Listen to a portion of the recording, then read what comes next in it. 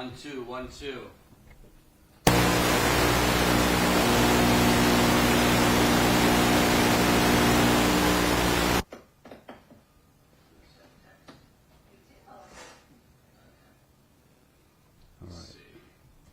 Wait for the folks to come on in.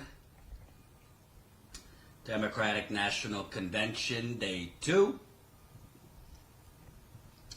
A disaster. A disaster. Press that like button. The more people that press like, the more people that will see this live stream. Let me put the membership link in the description. Support status quo. Support the coup. In the field reporting for as low as $5 a month. Oh, you're doing that. I'm doing it. Can you put in the tags? Well, I'll wait until you're done because Okay. we were both changing the description at the same time. Okay. Okay. What are we at here?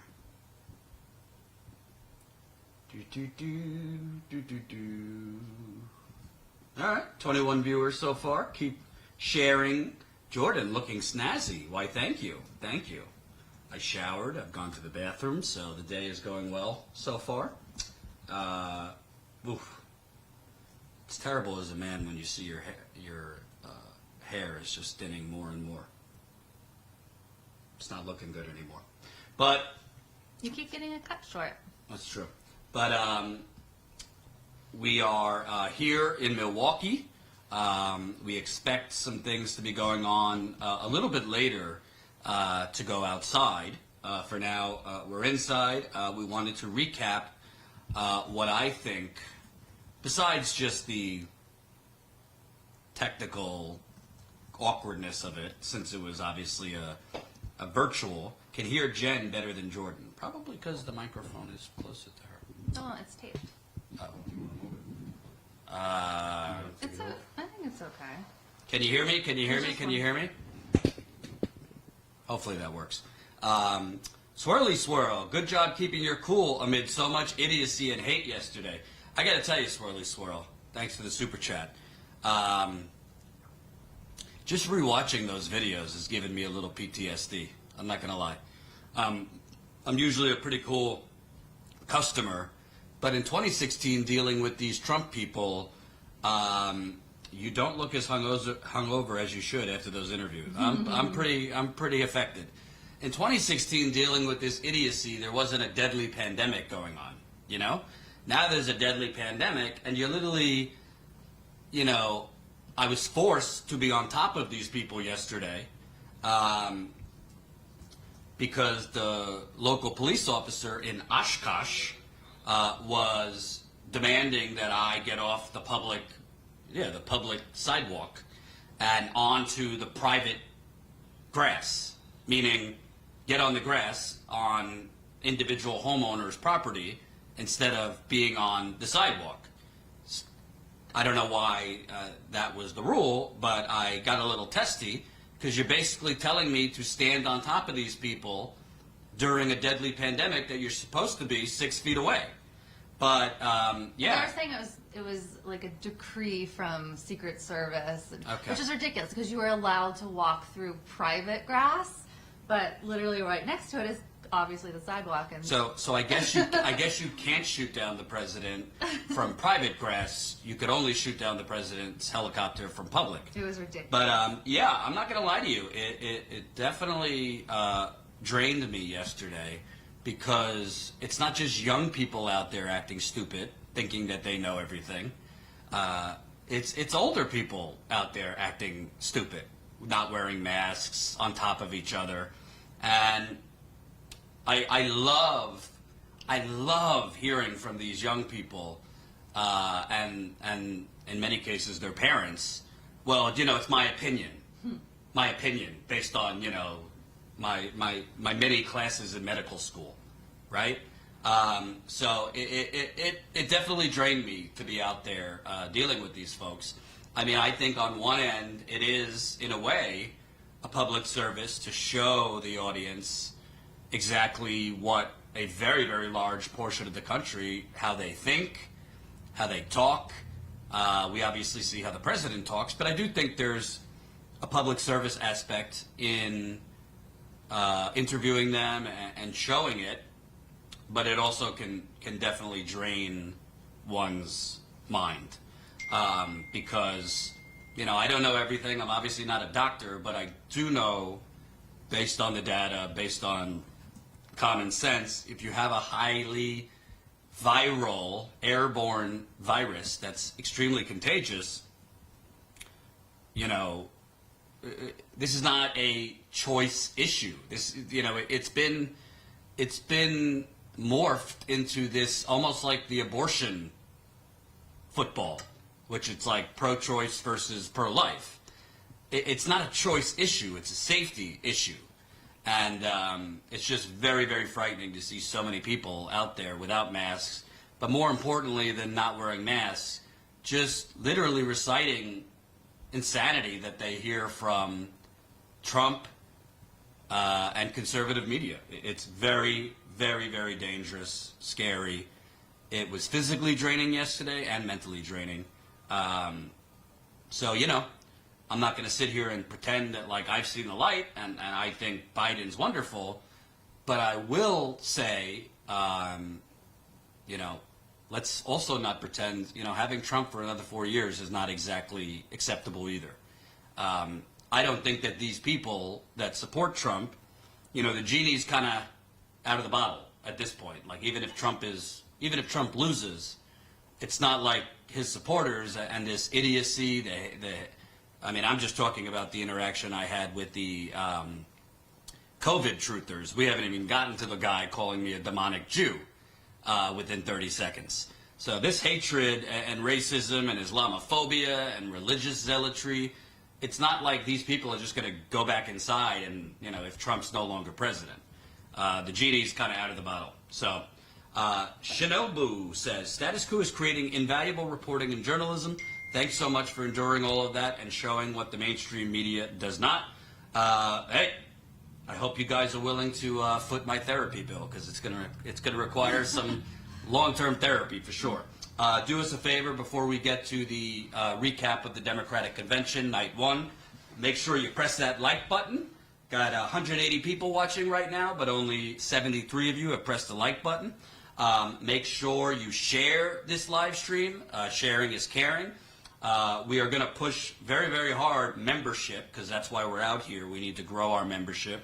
Right now, John, if you could show this.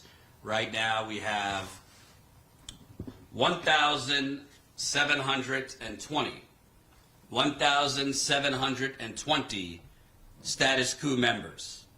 Membership is how we grow. Membership is how we're able to afford long-term in-the-field reporting. It's how we could hire a cameraman more permanently. It's how we could hire other reporters, have marketing help, social media help, a travel budget. We are growing only through you. So we appreciate super chats. We appreciate all the funding that's come through on the statusquo.com/convention page, which we still definitely need. Jenn's been updating that page throughout the trip. Yeah, I added just now lots and lots of photos from the very interesting and very frustrating Trump rally yesterday. So statusquo.com/convention, there's a ton of stuff you'll want to check out there. Yeah, but we also want to grow our membership. We've grown, since we've been out here so far, 8 new signups. We need a lot more than that. We were almost at 2,000 paid members before coronavirus hit. Now we're down over 200, so we want to grow that back. So if you're not a member, actions speak louder than words. There's a lot of companies and media outlets that claim to be progressive, but they're not exactly out there in the trenches. Tonight, for example, there's going to be some protests around here. We don't think it's going to be a huge number, but it's going to be progressives protesting the Democratic Party, this convention, which was kind of like, to me, the Super Bowl of identity politics meets rehabilitating the Republicans. It was disastrous watching that, between dealing with the Trump people in the afternoon and dealing with watching this. You asked me last night, are you okay? You're acting a little weird. I'm like, no, I'm not okay. I'm dealing with these Trump people, and now I got to watch this garbage. So we need to sign up more members. Do it for my therapy. Now, before we get to recapping of last night, keep those super chats coming. We'll read them. You have any thoughts on the Trump rally? You got a little testy yourself. I did. So I actually, the very first interview that Jordan did was with the guy who basically said that he, as a Jew, is a demon who's going to hell. And I was really, really upset at that guy. Like, that just started the whole thing off as like, okay, this is not going to be good. And we actually talked about it on the way back to the hotel, back to Milwaukee. We were like, you know, the vibe, the feeling, the anger of these Trump supporters this year in 2020 is about, would you say, 10 times worse than it was in 2016? It's a lot worse. Their detachment from reality seems a lot worse. And we also were talking about the fact that, you know, you try to have a discussion, and so it seems impossible when you are, you know, normally you can talk to people who have different views, different opinions, but when you're starting from an entirely different set of facts, an entirely different reality, it's really scary. You can't have a civil discussion. So that was upsetting, and that guy who called Jordan that, which he handled it really well. Like, I think you were saying, like, you have come to a place where you're able to kind of detach from these horrible things that people can say. But the guy kept... Well, my Zionist father might not like it when he sees it. Yeah. So the guy at one point, like, was coming back up. He kept coming over this awful Trump supporter. So he was, like, coming up behind Jordan. And I finally had enough, and I was like, look, you need to go. You just need to go.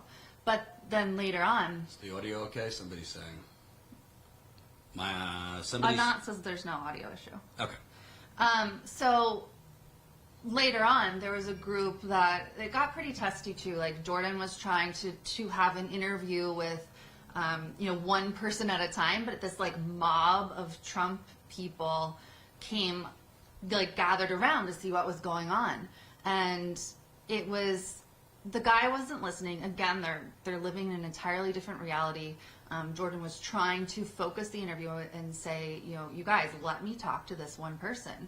And I got upset because while I no longer, like, identify as Christian, I did grow up in an extremely conservative Christian household. So I do know my Bible, and these people, these Trump supporters, kept cherry-picking things out of the Bible, which, by the way, clearly the entire Bible is just ridiculous.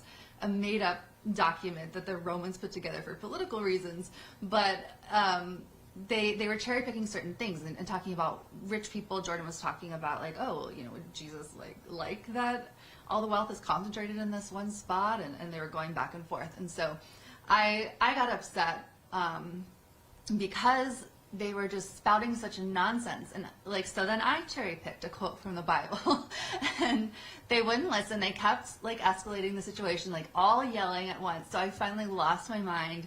I just started talking at the top of my voice at these people. So I dropped a few F-bombs, which then I dropped some more because they were so offended. It's like, what do you think your president does? He's not, like, he doesn't shy away from the F-bomb. So anyway, it was a ridiculous time. I lost my temper, like, whatever.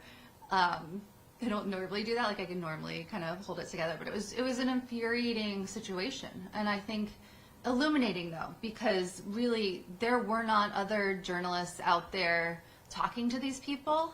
There were certainly other press there, but they were all inside.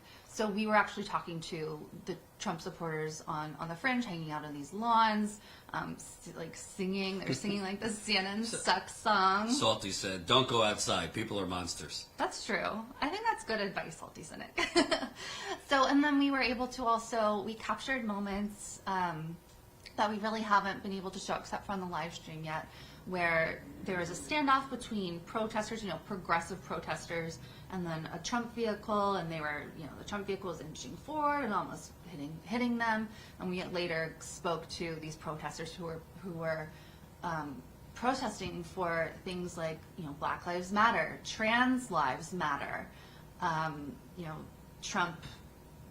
They're protesting against Trump, but also protesting for things. So it was an interesting dynamic. The cops basically kept those two groups separated, but there certainly was a clash. So we'll be posting more from that with the Trump supporters versus the protesters. Things did get heated. There were guns on both sides, and it wasn't not super comfortable.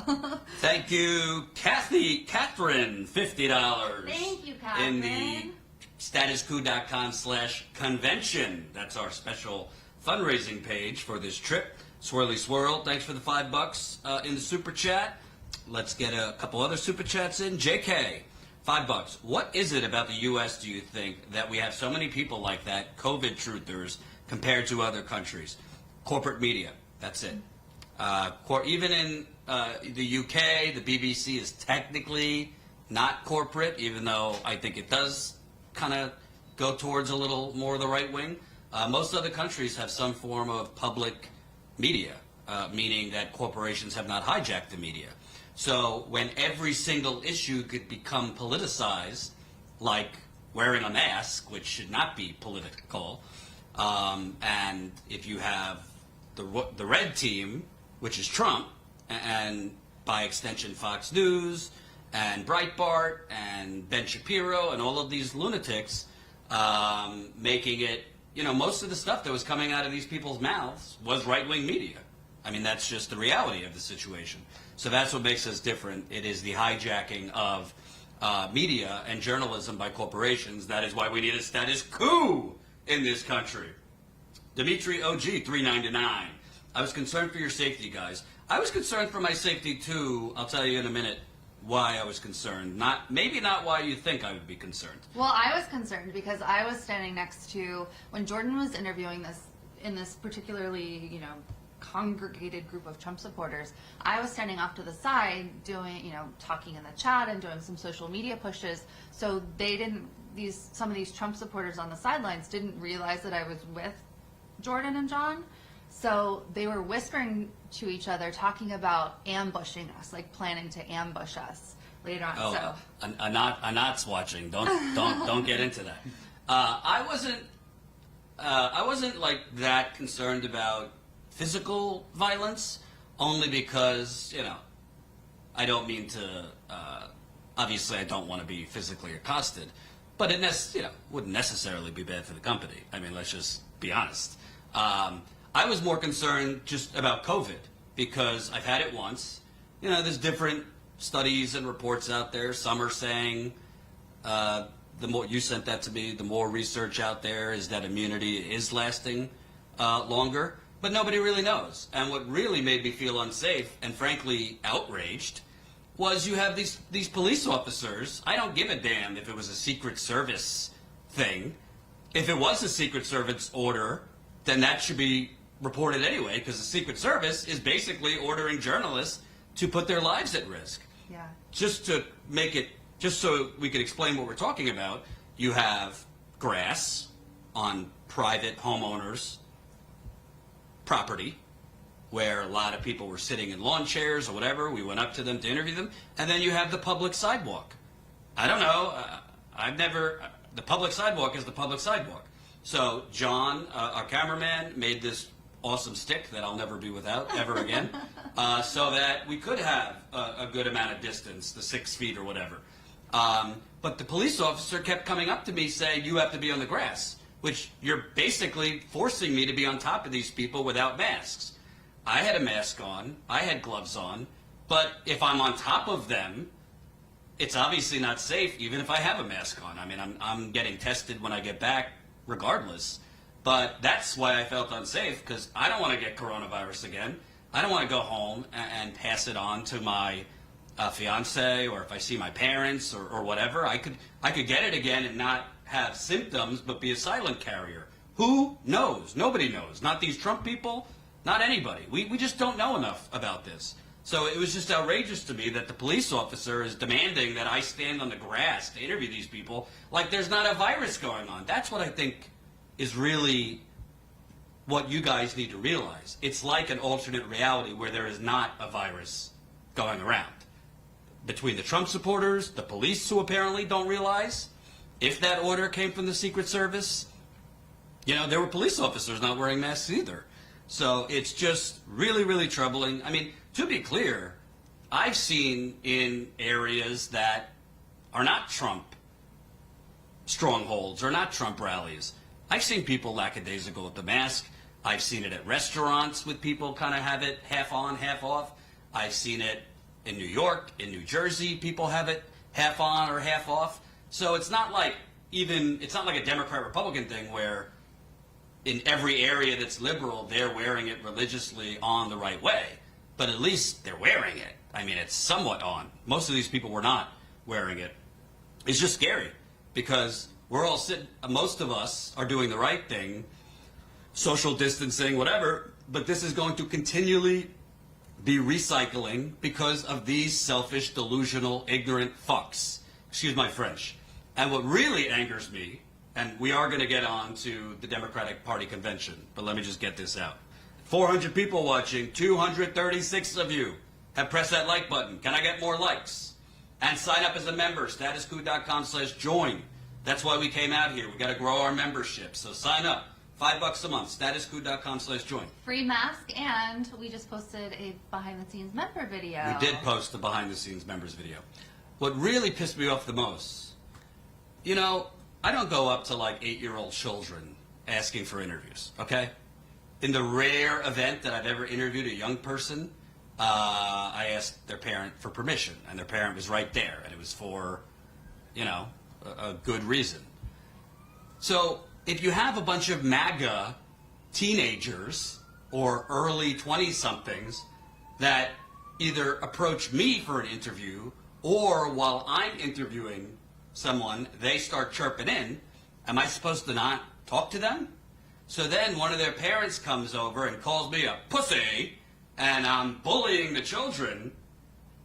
Well, first of all, somebody needs to talk sense into your children since you're endangering their lives, buddy. But secondly, spare me, I'm bullying the children. No, you are poisoning their minds, and I'm having to try to undo the damage. So that pissed me off a little bit that he's trying to make it seem like I'm bullying kids on the corner. Get out of here. Kathy Lloyd, $50 in the swear jar. Love you, Kathy. Al, $15. Check it out. But I think that there's a generous public right-of-way so that one lady was wrong in tilting you to get off her property. Thanks loads for being there. Oh, we haven't even gotten to the point. I didn't realize it in the moment, but one woman actually acknowledged to me that they're committing election fraud.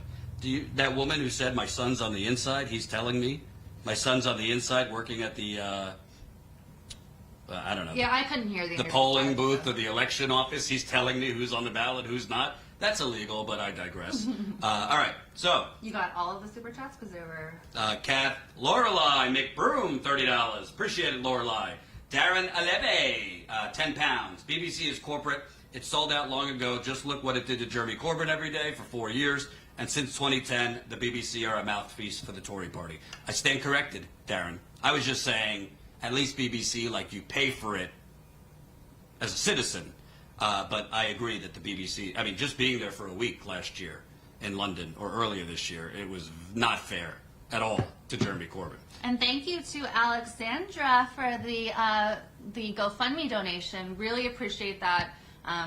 GoFundMe.com/status-coup-news. It really, really helps us keep reporting. But we do want to impress upon you folks, if you're already a member, cool. If you're not a Status Coup member, please sign up, statuscoup.com/join. We will be covering protests later here, which brings us to night one of the Democratic Party convention. To me, the thing that really stood out to me wasn't like just how awkward the whole thing was and poorly produced and all that, because, you know, whatever. It's virtual. It's not gonna look or feel like a real convention. But what really stood out to me was the complete, and it's not surprising, but I guess I thought they would fake it a little bit, was just the complete and utter lack of substance during a deadly pandemic. It was like one of those, I don't know, commercials or like calendars you get where they make sure to prominently put like the black person or the Chinese kid or something like prominently in the photo. Like right out of the beginning, right out of the gate, it was like the Super Bowl of identity politics. It was this mishmash video just trying to show the diversity of the party by showing black people, brown people, Asian people, Muslim people, whatever. That's fine. I mean, it's great that there's diversity, but that's basically been the Democratic Party's facade for decades. It's diversity without diversity of ideology. It's diversity in the way people look, but it's uniformity in terms of ideology, which is pro-business, pro-corporate, and crumbs for the worker bees. And to me, really the only substance came, and I tweeted this, an hour and a half in, when Bernie Sanders spoke.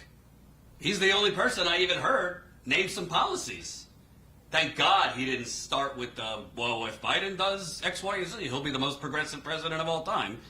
But literally an hour and a half into it, there was no policy. It was all platitudes. It was all BS. And honestly, and this is only my opinion, but I think I'm informed on these matters. Keep these super chats coming. We will read them.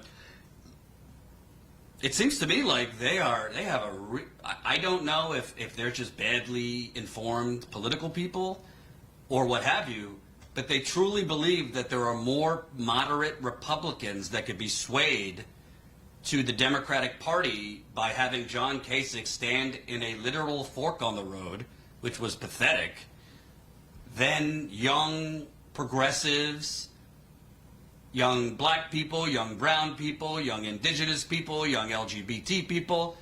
It really seems like they think they could just convince 30 to 40% of U.S. Chamber of Commerce members to switch over to Biden, and that calculus is a better way to go than trying to convince young people and progressives.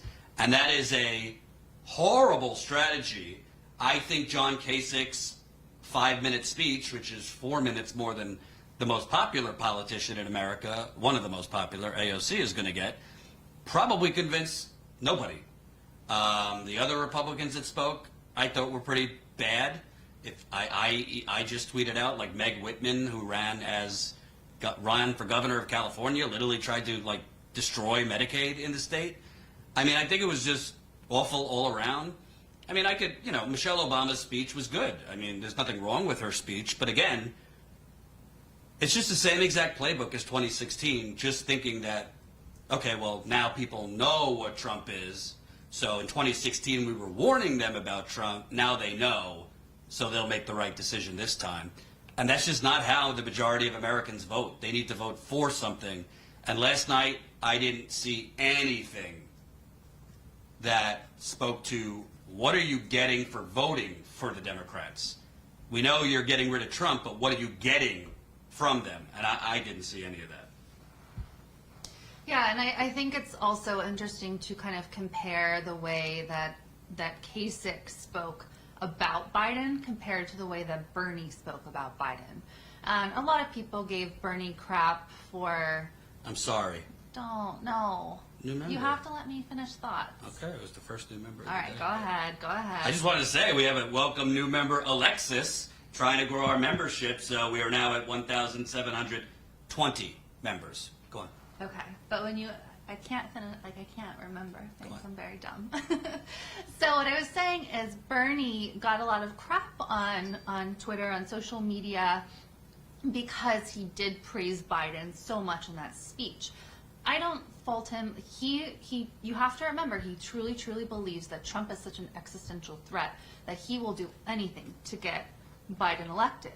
But we also saw the Bernie that we know and love. He did talk about policy. And as Jordan said, he was the only one who talked about policy. The rest of it was a bunch of fluff, a bunch of feel-good fluff. Everyone also was saying, oh, this feels like a giant infomercial. Like, this is like something you turn on at 2 a.m.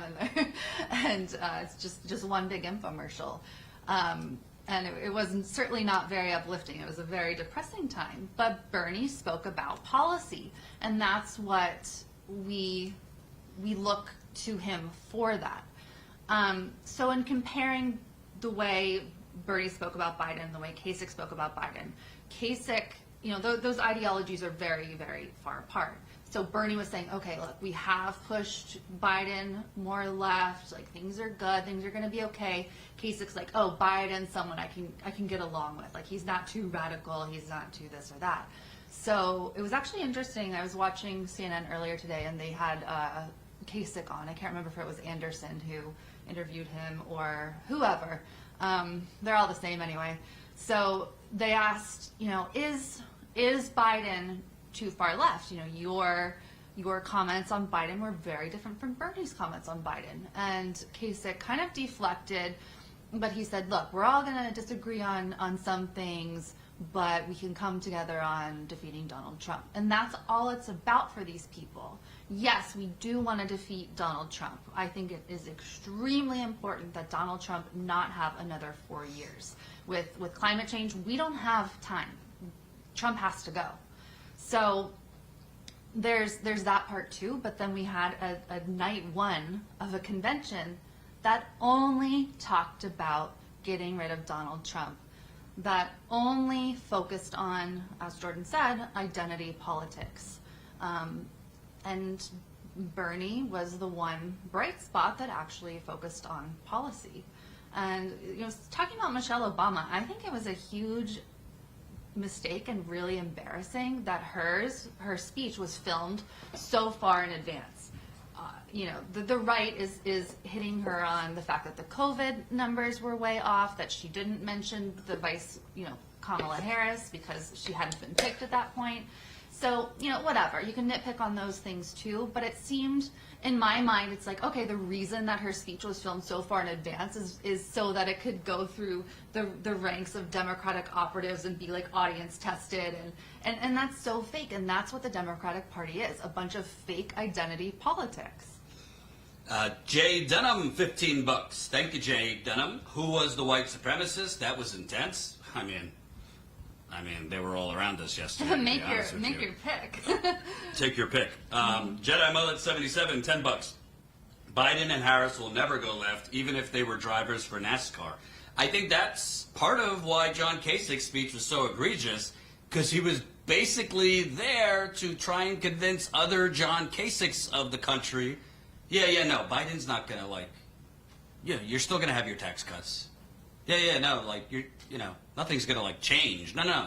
It's like what Wall Street said when Kamala Harris became vice president or Biden won the nomination. They breathed a sigh of release. This is basically what John Kasich's purpose was. So Biden says, no, we need to build back better. We can't go back to the normal because normal wasn't good enough. But here you have John Kasich, who, by the way, if there was no such thing as Donald Trump, would be labeled a Republican extremist. He tried to essentially do what Scott Walker did in Wisconsin, only in Ohio. He tried to get rid of unions' collective bargaining rights. He tried to close down as many Planned Parenthoods as he can. He tried to, he fracked everywhere. I know there's this Leave It to Beaver impression that they try to give, but he's not a good beaver. He's a bad beaver, And what really stands out to me, it's fun to criticize the Democratic Party and all that, but what also stands out to me is I don't criticize. I think there are some people on YouTube that go at the Democratic Party and really fixate 95% of their time on the Democratic Party because it does well for them. They get a lot of clicks out of it and whatever. I go after the Democratic Party because I see the threat, literally in person. I'm seeing the threat from what Donald Trump has unleashed. And I think this is a terrible strategy to defeat that. I don't think it will work. I understand the polls say something different right now, but a lot can change in 2.5 months. And what I'm seeing, you juxtapose the afternoon, what we dealt with the Trump people, they're still excited. They're still revved up. CNN just had a poll that Biden was only up by 4 points nationally, and their swing state polls were tightening. So I think this is going to be a close election. And if what's the definition of insanity? It's just do the same thing over and over again. If you're literally if you're literally not proposing anything, there's no bold vision other than get rid of Trump. I also thought it was pretty bad form to have Bernie Sanders, the runner-up, not go last. I think he should have been the one. No offense to Michelle Obama, she's a great speaker. But Bernie Sanders, you're telling progressives what you're going to do by choosing Kamala Harris. She's not a progressive. By giving Bernie Sanders not the final slot. By giving AOC, a minute. I mean, you're showing how you intend to govern if you win. And that's not going to excite a huge number of people in this country that, I don't know if they're just stupid and don't realize they need those people to come out to win, or they just don't care. But, yeah, I think the entire thing last night was just a lot of platitudes. I also, I'd love to know what you think. There's very little talk about the actual meat and bones of this pandemic. Like, from an economic point of view. Yes, they talked about how many people have died. But, I was expecting a video on, people are getting evicted right now. Tens of millions of people don't have health care. There's a lot of other things other than the death count, and that was missing as well. Yeah, well, again, going back to Michelle Obama, the brain trust of the Democratic Party last night was tweeting all over the place and talking all over the place about how Michelle Obama just won the election for Biden. And so someone replied, yeah, because the number one thing on, undecided voters' minds is, come November, is a identity politics focused speech by Michelle Obama 3 months ago. So it's it's a bunch. It was completely substanceless. Yeah, like Jordan said, they talked about COVID. Sure, they really they interviewed a bunch of people. They had people streaming in and talking. So they were talking to people, but in a very what seemed manufactured way. Clearly, those voices are extremely important. It's good that they were given the stage to say what they needed, but the Democrats, in order to actually attract people to vote for Biden, need to talk about what they're going to do to help people. So, yeah, okay, Trump is bad. Trump did a bad job and is doing a bad job with coronavirus. Trump is horrible. Great. How many times can you say that without saying what you're going to do to fix it? How can you give those people who are calling into you, Ava Longoria, how can you give those people hope and something to reach for? It was depressing. It was completely depressing watching that, because one thing after another, it was just sad, sappy music set to really choppily, I don't even understand how they put this together. 1 minute it's a weird music video, then it's some random person speaking, then it's Ava Longoria, then it's Biden doing some virtual conference with people. It was a giant mess, and through that mess, I could forgive all of that if they talked policy, if they had given people hope. So far, if the purpose of these celebrities and these Democratic operatives and politicians, if the goal that they have is truly to defeat Trump, then give people something to vote for. Don't be so hubristic as to think that you have this in the bag and then all you have to say is orange man bad. Keep those super chats coming in. Let's read a few. Anthony, $5. Jordan was like Donatello with the mic staff. I may have to order you all a pizza. Why, thank you for the kind comparison. Greg Coates, $5. I've been watching for a very long time, and I just realized I have no idea how you guys know each other. Also, keep up the good work. We met in 2017. I don't remember how, actually, but that's... Oh, no, we met at the DNC convention in 2016. But we started working together in 2017. Toonsy, $4.99. I thought the entire thing was painful to watch last night. It could have cut down to a 5-minute platitude speech. Can't argue with that. E-City, $2.52, $4.99 with the Keep It Up sticker. Appreciate it. Darren Aleve, £10. Election fraud is played by both sides. It's an American pastime. Remember the gangs of New York. The ballots don't make the results. The counters make the results.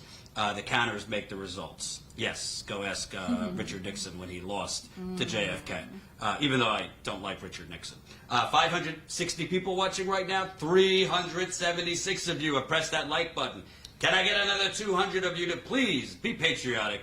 Kindly press the like button. Kindly also sign up as a member to Status Coup. We just got another new member, Daniel. Yay, Daniel. So we are now at 1,721 members. If you came late, we are going to be out tonight.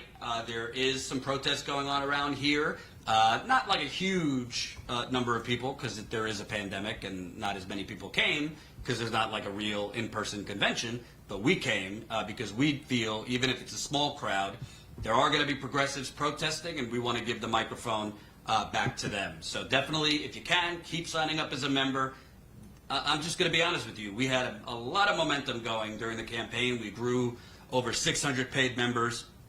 We lost over 200 since COVID started. So we're trying to, what does Joe Biden say? Build back better. Build back better. Build back better. So we're trying to grow our membership. We take no money from the banks, fossil fuckers, big pharma, big real estate, Silicon Valley, military-industrial complex. None of that. We are out here when, frankly, others aren't. So definitely keep signing up as a Status Quo member. Did you want to say something? Well, I just want to address this comment, and then I have a couple more shout-outs to give. So Don Moore in the chat says, is your goal to re-elect Trump? Sure sounds like it. Like, what planet are you on, first of all? Second of all, what have we said that would in any way indicate that we support Trump? Were you watching yesterday? See, I don't want to generalize. My guess is Don is a little older, because older people tend to think this way. They lack nuance. We love our older viewers. Because a lot of them have been conditioned to basically either be on Team Blue or Team Red. But that's not how most younger, again, I'm not being ageist because we have a lot of older viewers that are progressive. But it's foreign to them that you could just call bullshit on both sides. Do I think the MAGA people that we were dealing with yesterday are equal to like Eva Longoria? No, I don't. I think the MAGA people are worse. But I also am not like a seasonal journalist. I can't just like close down my cynicism, facts, and just basic honest reporting for 3 months to elect Biden or not elect Biden. And I don't think that's journalism. That's just partisanship. So if you don't want to watch us, don't watch us. But I'm going to call out, I'm going to challenge Trump people, but I'm also going to be honest that Joe Biden is not progressive. What you saw last night was a whole lot of hot air. And I think it's dangerous in a different way. Is Trump more dangerous than Biden? I think so. But is Biden going to suddenly help black people walk out the door and be safe in America? No. Is Biden going to turn around this bank robbery of the last 40 years where all the money is flooding to the top? Of course not. He's been part of making it that way. Is Biden going to, he's talking about, the sin that all of our stuff is built in other countries. Yeah, because you voted for NAFTA and are still for the TPP. So I'm sorry, Don, but I'm not going to lie to the audience and put on a Biden hat. That is not having integrity. I think you have to be consistent. And I also think, frankly, I appreciate you allotting me that much power, but unfortunately status quo is not at the level where we could decide elections quite yet. So. Yeah. Well, before I give those shout outs, I want to address this later on, Mary, but you make a great point. The Billy Porter and Stills bit was so cringeworthy, I went into a coma. So I have to talk about the guy from Pose. Okay.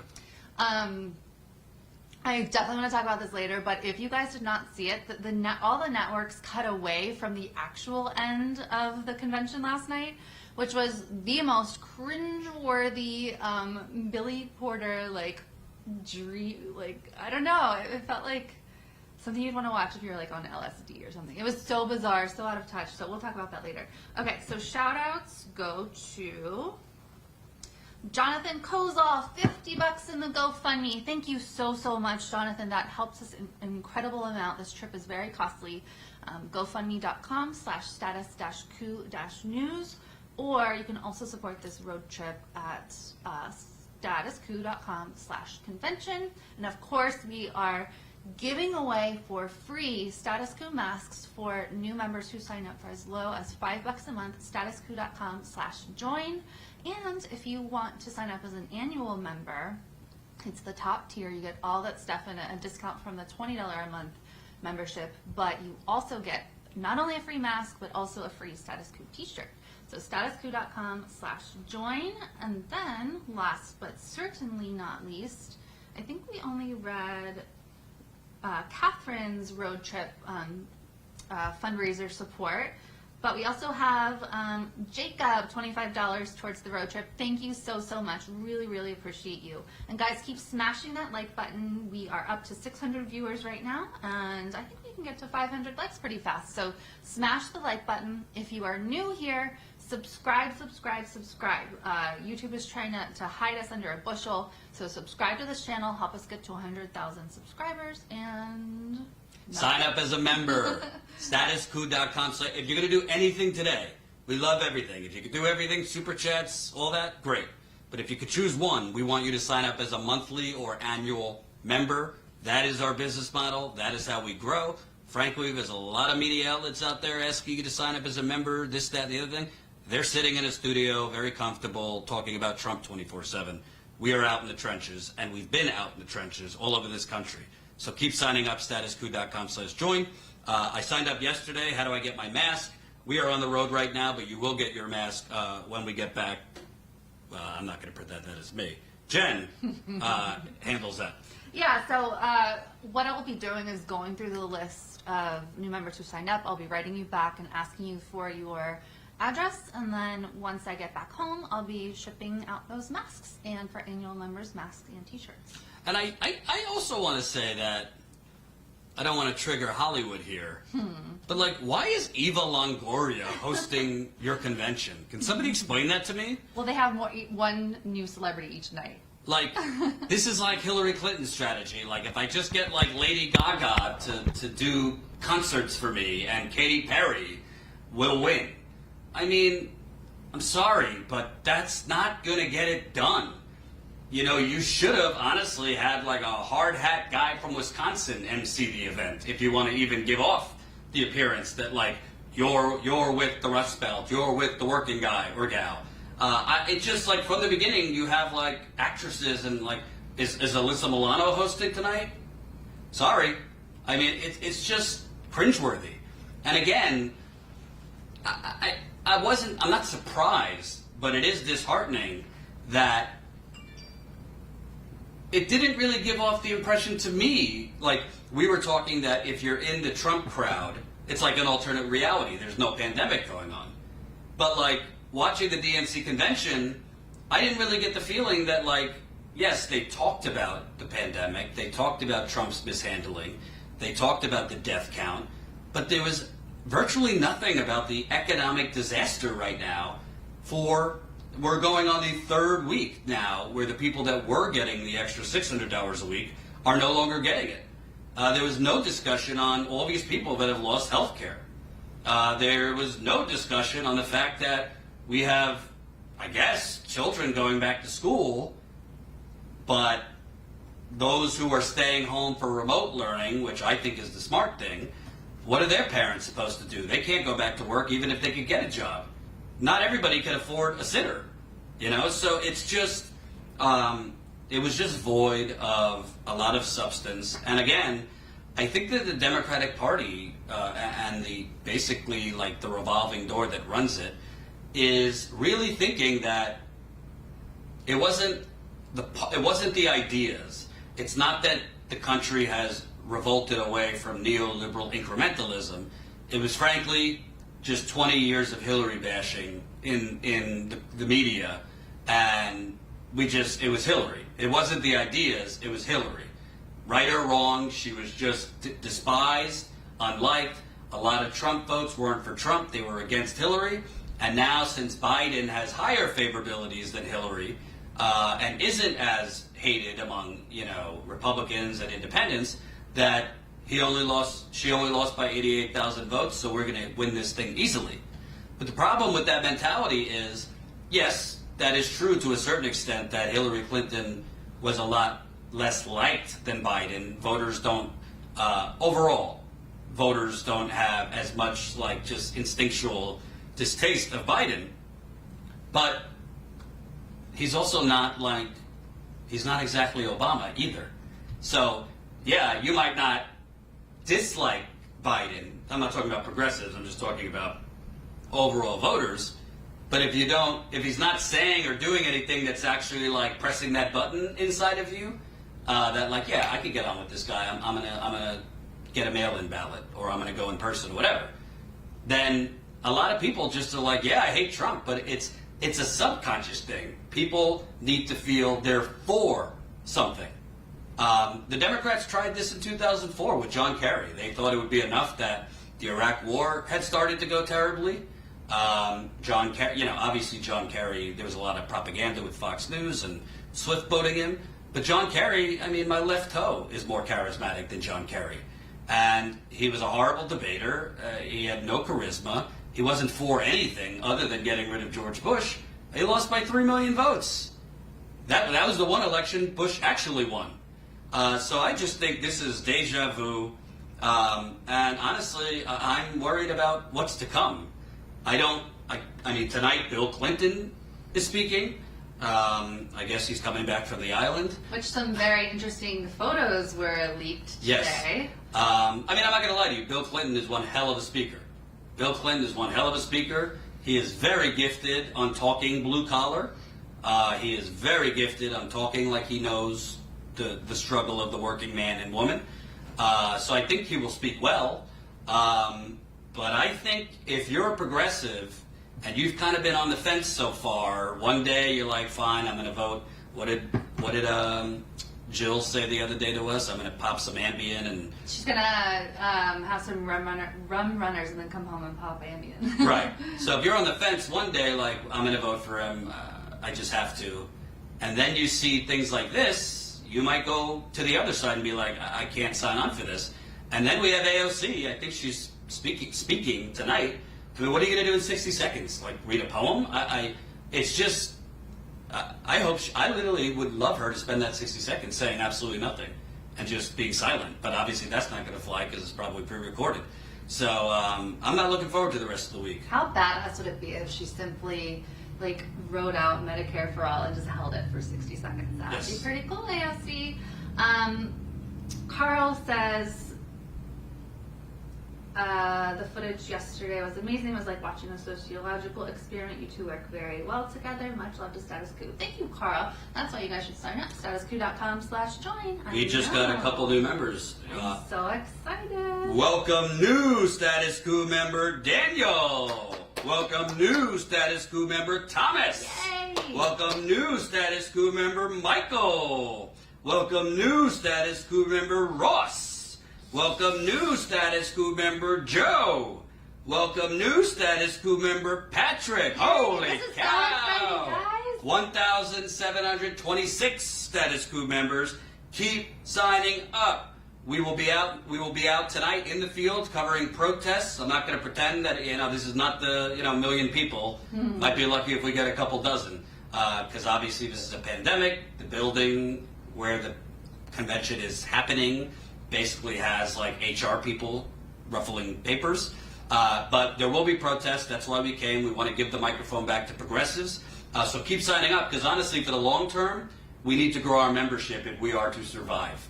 We don't have a fat cat investor. We don't want one unless they're progressive, he or she. So yeah, keep signing up as a Status Coup member. I think we have some super chats too. We do have some super chats. I've been keeping track of those. Jordan and I also have other good news, because we got in the GoFundMe from Rachel Rodriguez $50. Woo-hoo! Amazing. Thank you so much. That's gofundme.com/status-coup-news. This trip is super expensive. We really, really appreciate all of your support. And what? I think we should also mention we do have plans we're formulating now on the way back to cover some other things in some other cities. So this is not going to just be covering the convention. We have plans to do some reporting on the way back. And thank you so much for the support in the road trip fundraiser from Alex. Thank you so much. That's statuscoup.com/convention. This is amazing. So, Jordan, I've been keeping track. I don't know where you left off, but here are the latest super chats. Oh, here's one more. Let me add it to my list. Swirly swirl. Hold on 1 second. These super chats are pouring in. This is so incredible. The support means a lot, guys. Did you read all of these? No. Want to read it? Sure. Okay, thank you for the super chat. Winston Smith in Oceana, $5 in the super chat.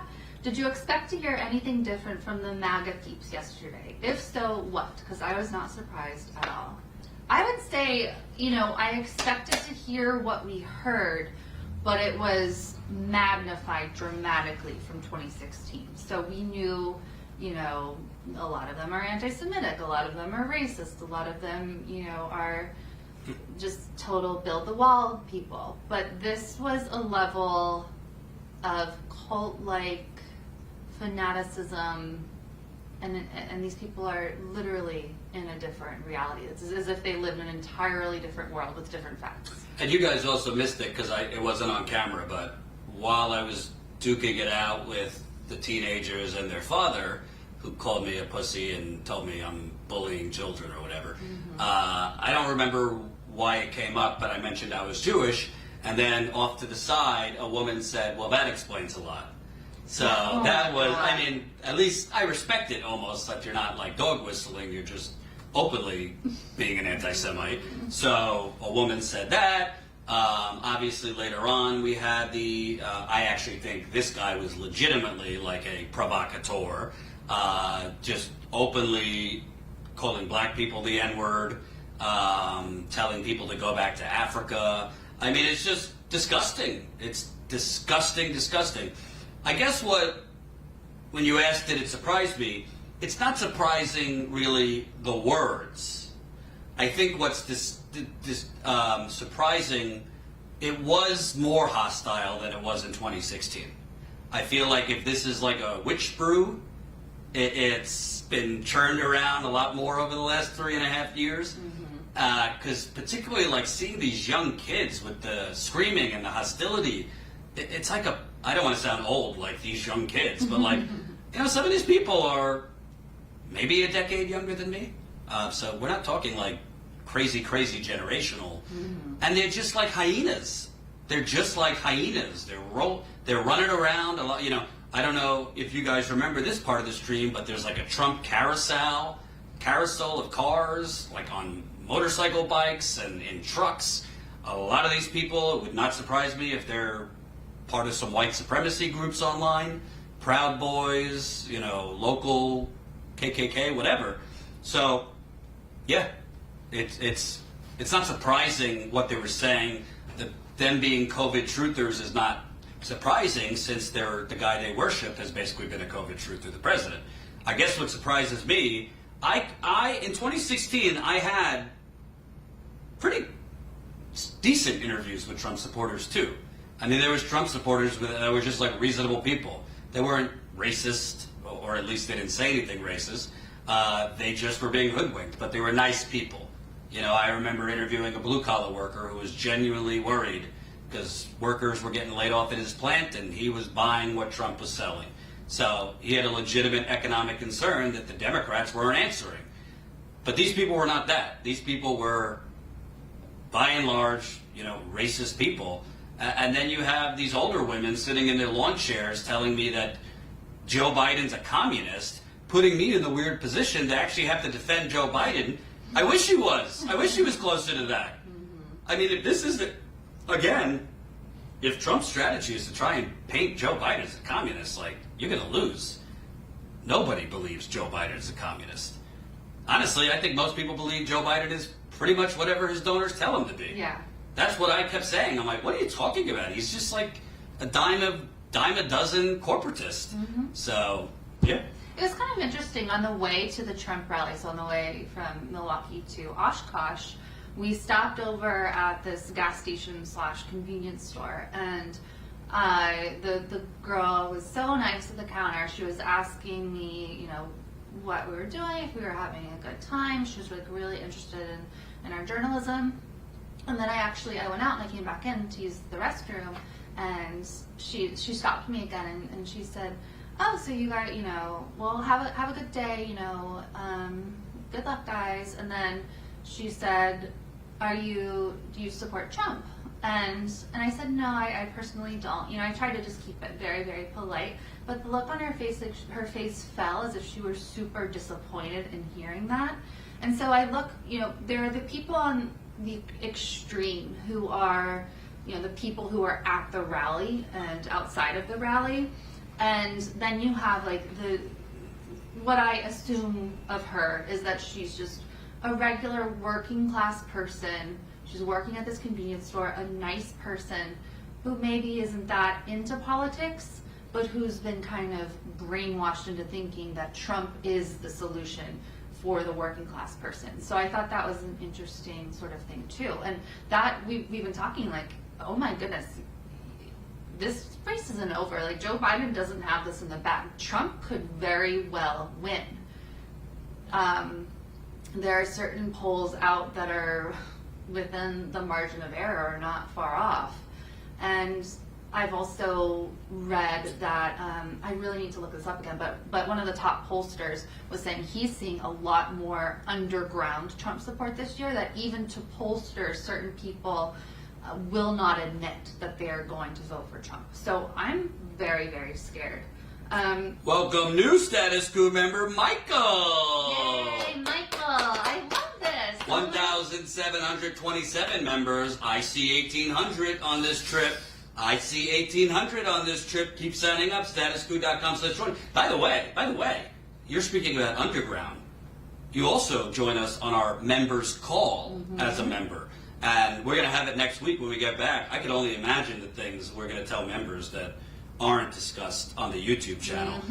So I cannot wait. Keep signing up as a Status Quo member. That's a Zoom call. You don't have to be on video. You can mute your video.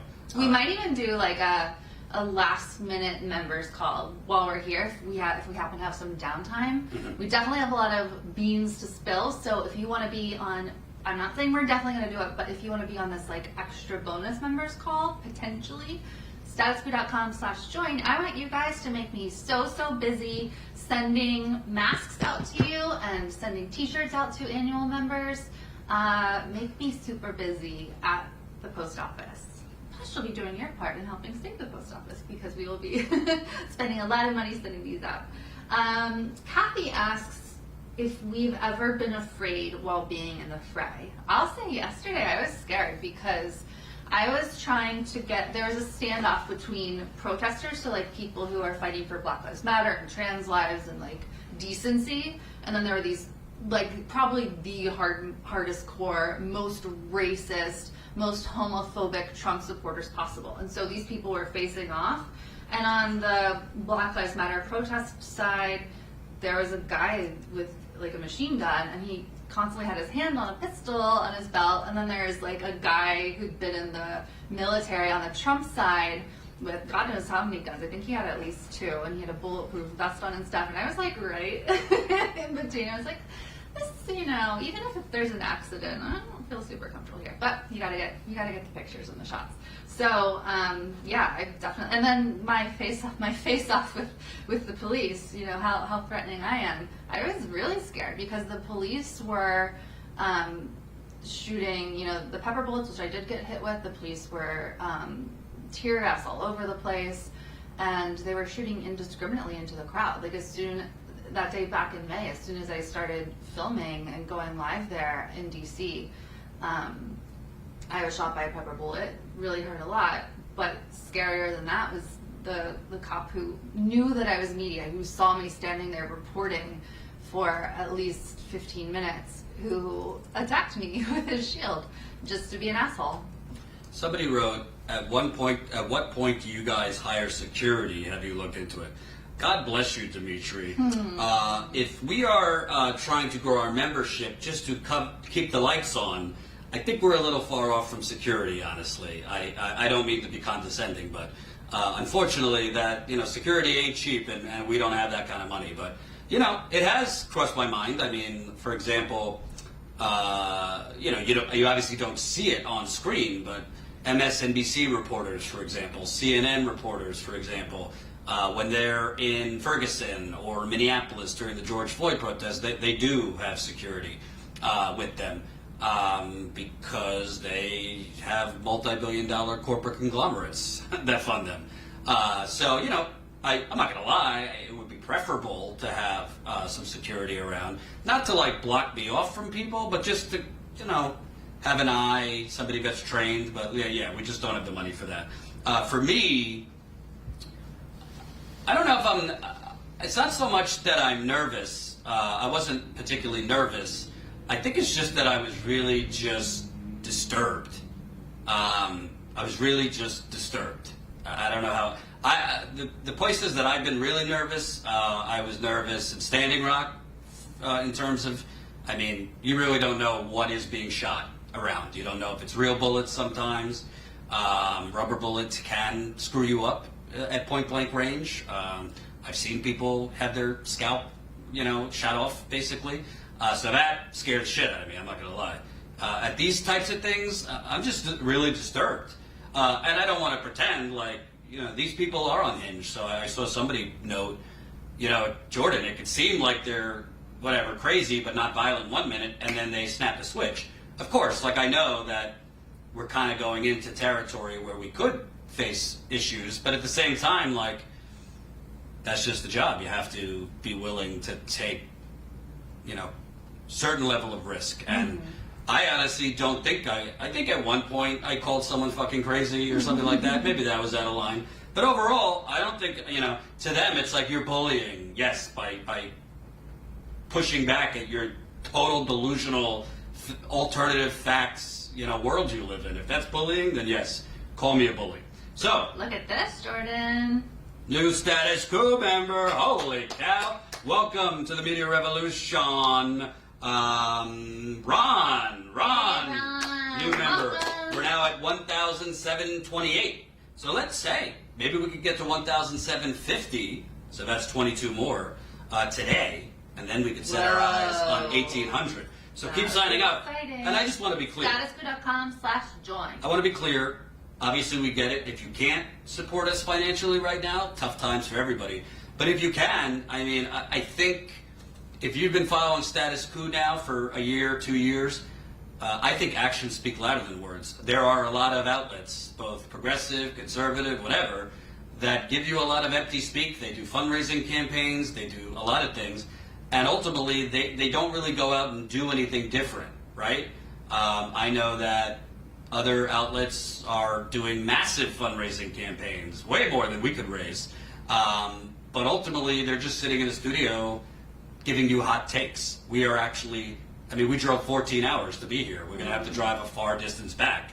We're paying a camera person, food, hotel, miscellaneous fees. The live view that we're using to be live costs $500 a month. If we go over the data, which we're trying not to, we're gonna get hit with overage charges. We also have freelancers. Tina out of LA just did a report for us. Go check that out. Where Trump supporters attacked Black Lives Matter protesters in LA.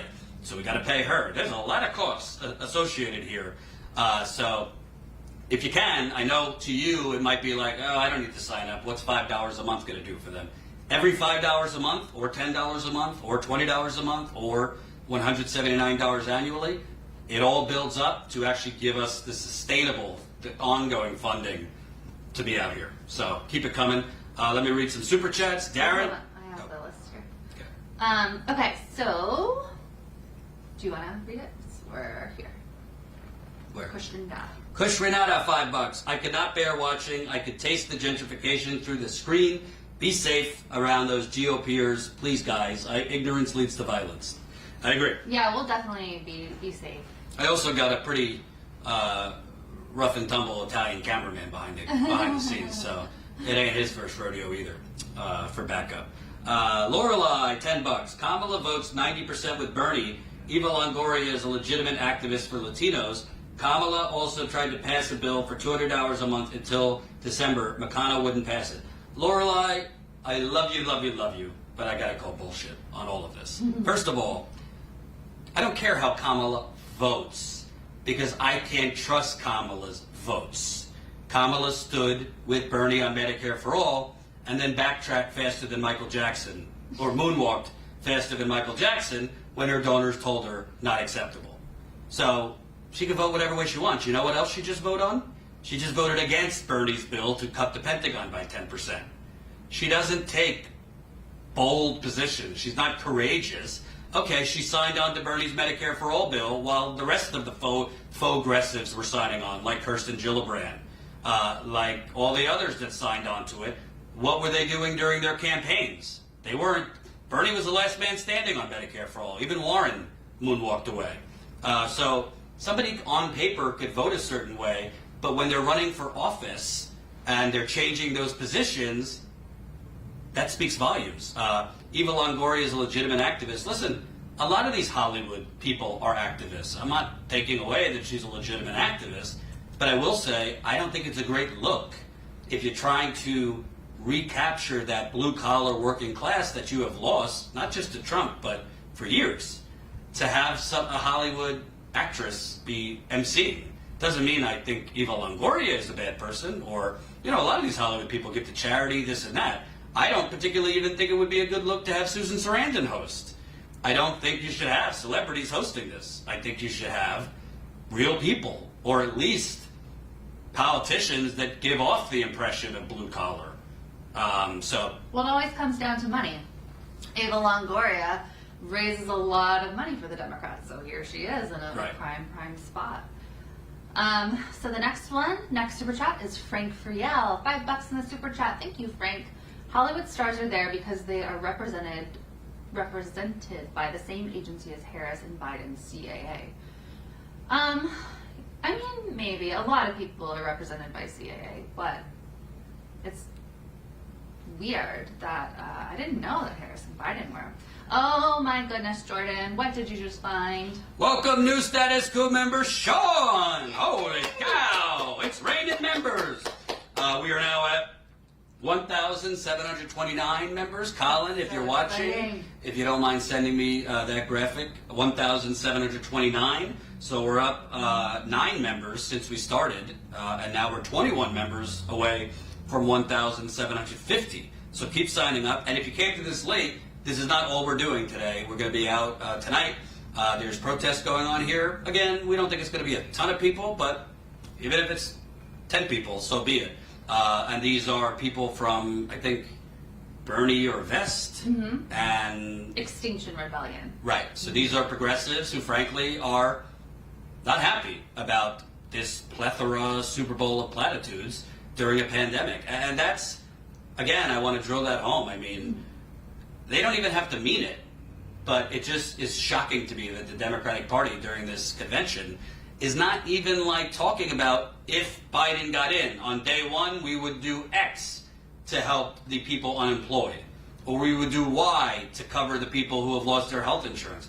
Fake it if you have to, but there's not even the substantive talk about that. Again, Bernie was the only one, an hour and a half into it, that even talked about policy, and frankly, it was a lot more refrained than a usual Bernie speech, because obviously he's not going to do his usual stick, because he's being muzzled in some ways.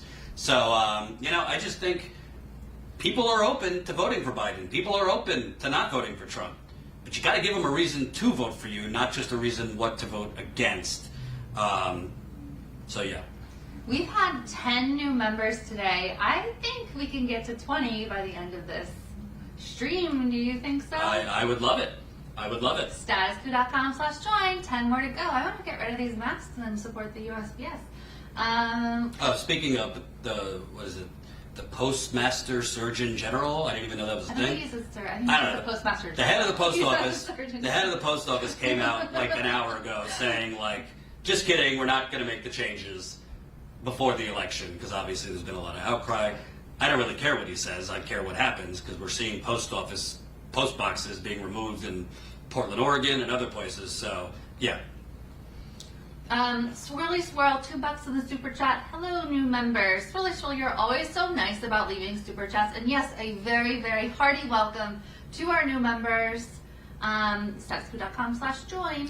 Can I just point out something? And I want my fiance pointed this out. She's watching in the super chat. But you guys might not realize this, but when we're out in the field, it's also a sacrifice for our family.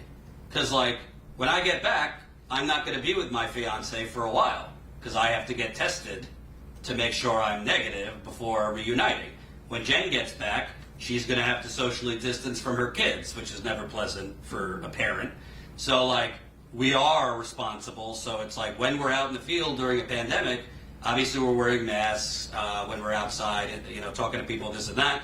Obviously, I mean, it was like a shower of Purell yesterday, the amount of things. You actually got it in my eye when you sprayed me, but that's neither here or there. Well, sorry about trying to keep you safe, George. That's okay. But we also have to, spend a lot of time more time away from our families than when we're just in the field. When we get home, we're also apart from them until we get that negative test. So, Pity membership is also welcome. Statuscoup.com/join. Pity super chats, Pity everything. Pity everything. So we have a super chat sticker, which I always love, from Lone Star Indy. Thank you, Lone Star Indy, $4.99 super chat sticker. $10 in the super chat from Carl Knight, who is such an incredible supporter and viewer of Status Coup. Carl asks, Jen, what did you say to the preacher at the end before you and Jordan walked to the counter protest yesterday? You were off mic and the crowd reacted loudly, but we couldn't hear what you said. So I was pushing back on the guy who Jordan had been interviewing. He was just cherry picking Bible quotes. So I decided to cherry pick a Bible quote, and the conversation that Jordan had been having with him was about wealth and wealth distribution and inequality, and the guy kept talking about, was he the one talking about tithing, like 10% and all that, which is ridiculous. Like, the 10% tithing thing is such a scam. I don't even know what tithing means, but you're supposed to so the church came up with this thing where you're supposed to tithe 10% of your income to the church, which is just ridiculous. So he was saying it's not fair to ask rich people to tithe more than 10% of their income. So you have to give 10% of your income to fairy tale bedtime stories? You don't have to. I was calling religion a fairy tale. I know. I'm saying, like, the church doesn't require you to. Okay. You were saying, like, temple makes you pay. I never knew that. So, You think you get something for free as a Jew? Jordan. So anyway, what I said to the guy who was saying, like, rich people shouldn't have to pay more, like, it's okay for them to be rich, and Jesus, like, doesn't mind rich people and stuff. So I pulled out a Bible quote, and this is what I was yelling at him because they wouldn't listen, so I had to talk really loud by yelling. And so I said, this is a Bible quote. Jesus said, allegedly, it is harder for a camel to get through the eye of a needle than it is it is easier for a camel to get through the eye of a needle than it is for a rich man to get into heaven. So then he was like, we're not talking about heaven. And so then I just started yelling at them and saying the F word. And then I said it some more because they were so offended by it, and it was kind of funny to watch their reactions. And then I flipped them off. Here's my latest Bible verse. Welcome new Status Coup member Brian! Welcome new Status Coup member Darren! We are now at 1,731 Status Coup members. That's 19 away from 1,750. Can I get a hallelujah? Keep signing up, statuscoup.com/join. I will also note, did you see how much that guy flipped out when I said, enough about Jesus, dude. Enough. Because between the Jesus and then he giving me the stories of the cattle, it's like, I don't need your religious fucking zealotry. No offense to people that are believers, I respect that. But like, we're talking about coronavirus and you're, talking about Jesus and Mary and the cattle, and it's a little much for my taste. Mary and the cattle. What cattle? What are you talking about? You didn't hear him talking about the cattle? The cattle? The guy who called me a bully with the teenagers? Why is he talking about? Oh, he was making like, yeah. I get it. He was like splitting cattle and stuff. I forgot about that. And the thing that infuriates me, back to these Trump people, and they say, this guy kept saying, it's theft when you take money away from the rich. Mm-hmm. But they couldn't comprehend that when you're giving the tax breaks to the rich, you're stealing it from the poor. Who the hell do you think is paying so that these yacht owners could get more yachts? Medicaid is being cut. Food stamps is being cut. Child nutrition programs are being cut. Youth centers are being cut. Even further de-investment in black and brown communities so that we could give the Waltons another yacht. That's not theft. That's not immoral. Jesus would be rolling over on his crucifix if he knew how these people were bastardizing his name, in my view. Mm-hmm. Yeah. Oh, and Jessica points out that Jesus flipped over the tables of the, who were they again? I don't know. I don't, actually remember that much about the Bible. Anyway, one more super chat to read. £5 from Darren Alevi. Thank you so much. Darren asks, big question though, what are these crazy people going to do when Trump is no longer in the White House? So you had some theories on that. That's a great question. Welcome, new Status Quo member Trent. Holy cow! Wow. 1,732 members. Yay! I say we don't even need to go outside. We could just stay here for the rest of the day. Yeah, we'll just drive around and do Yeah. Honestly, again, I'm not voter shaming anyone. If you want to vote for Biden, I totally get it. I think it's reasonable and understandable for people who do not support Biden but just hate Trump that much. But I also think the Democrats, the media that's cheerleading Biden are a little delusional. Folks, the genie's out of the bottle. I mean, it really doesn't matter if Trump. I mean, obviously these people are being egged on and incited further if Trump is in power. But Trump has, basically Trump's legacy will be he made people comfortable saying the quiet part out loud. And these people aren't going to go back inside and be racist among their family. They're going to stay outside and be racist. And frankly, I think we've seen enough here. I mean, Trump's, even if he's not in the White House, even if he's removed kicking and screaming, this is if he's not prosecuted and thrown in jail for his many criminalities and scams. I don't know. I mean, I don't have any inside information. You don't think there's going to be some type of Trump TV? You don't think there's going to be something more in the Trump presidency afterlife? So I think it's naive to think that MAGA Nation is going to suddenly hibernate. I also think, there's plenty of people waiting in the wings if it's not going to be Trump.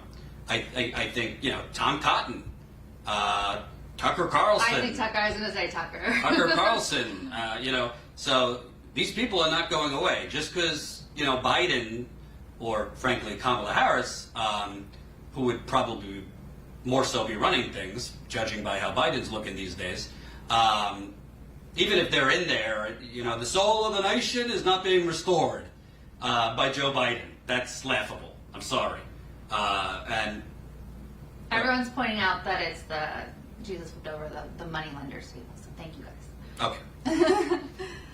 Okay, so we have another super chat that came in while we were talking from Leslie Wheeler, $5 in the super chat. Thank you so much, Leslie.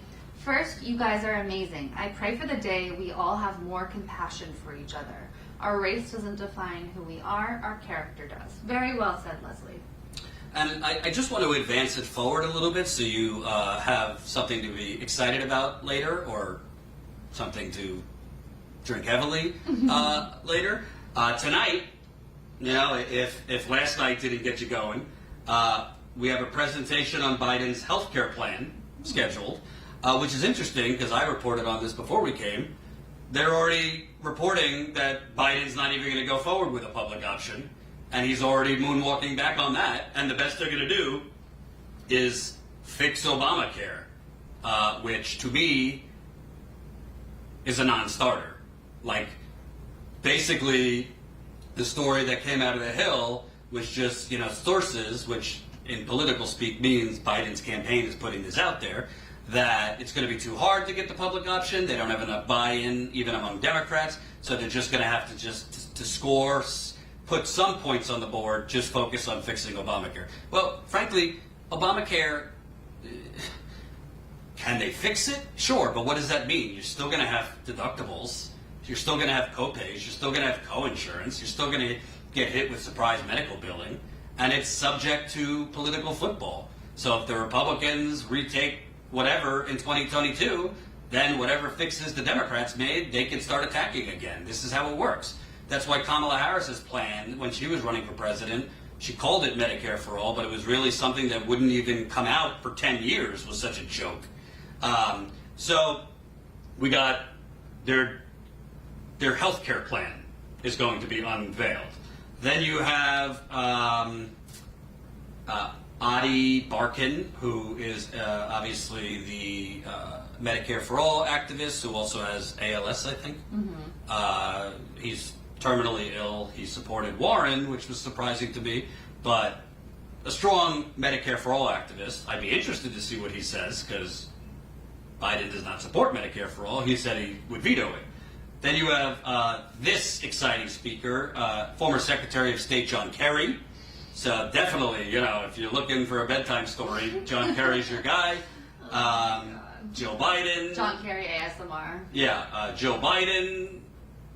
Nothing good or bad to say. I mean, I'm sure she'll speak well, but, if, what did she say during the primary? Listen, even if Joe's not your guy, you just got to hold your nose and go, basically.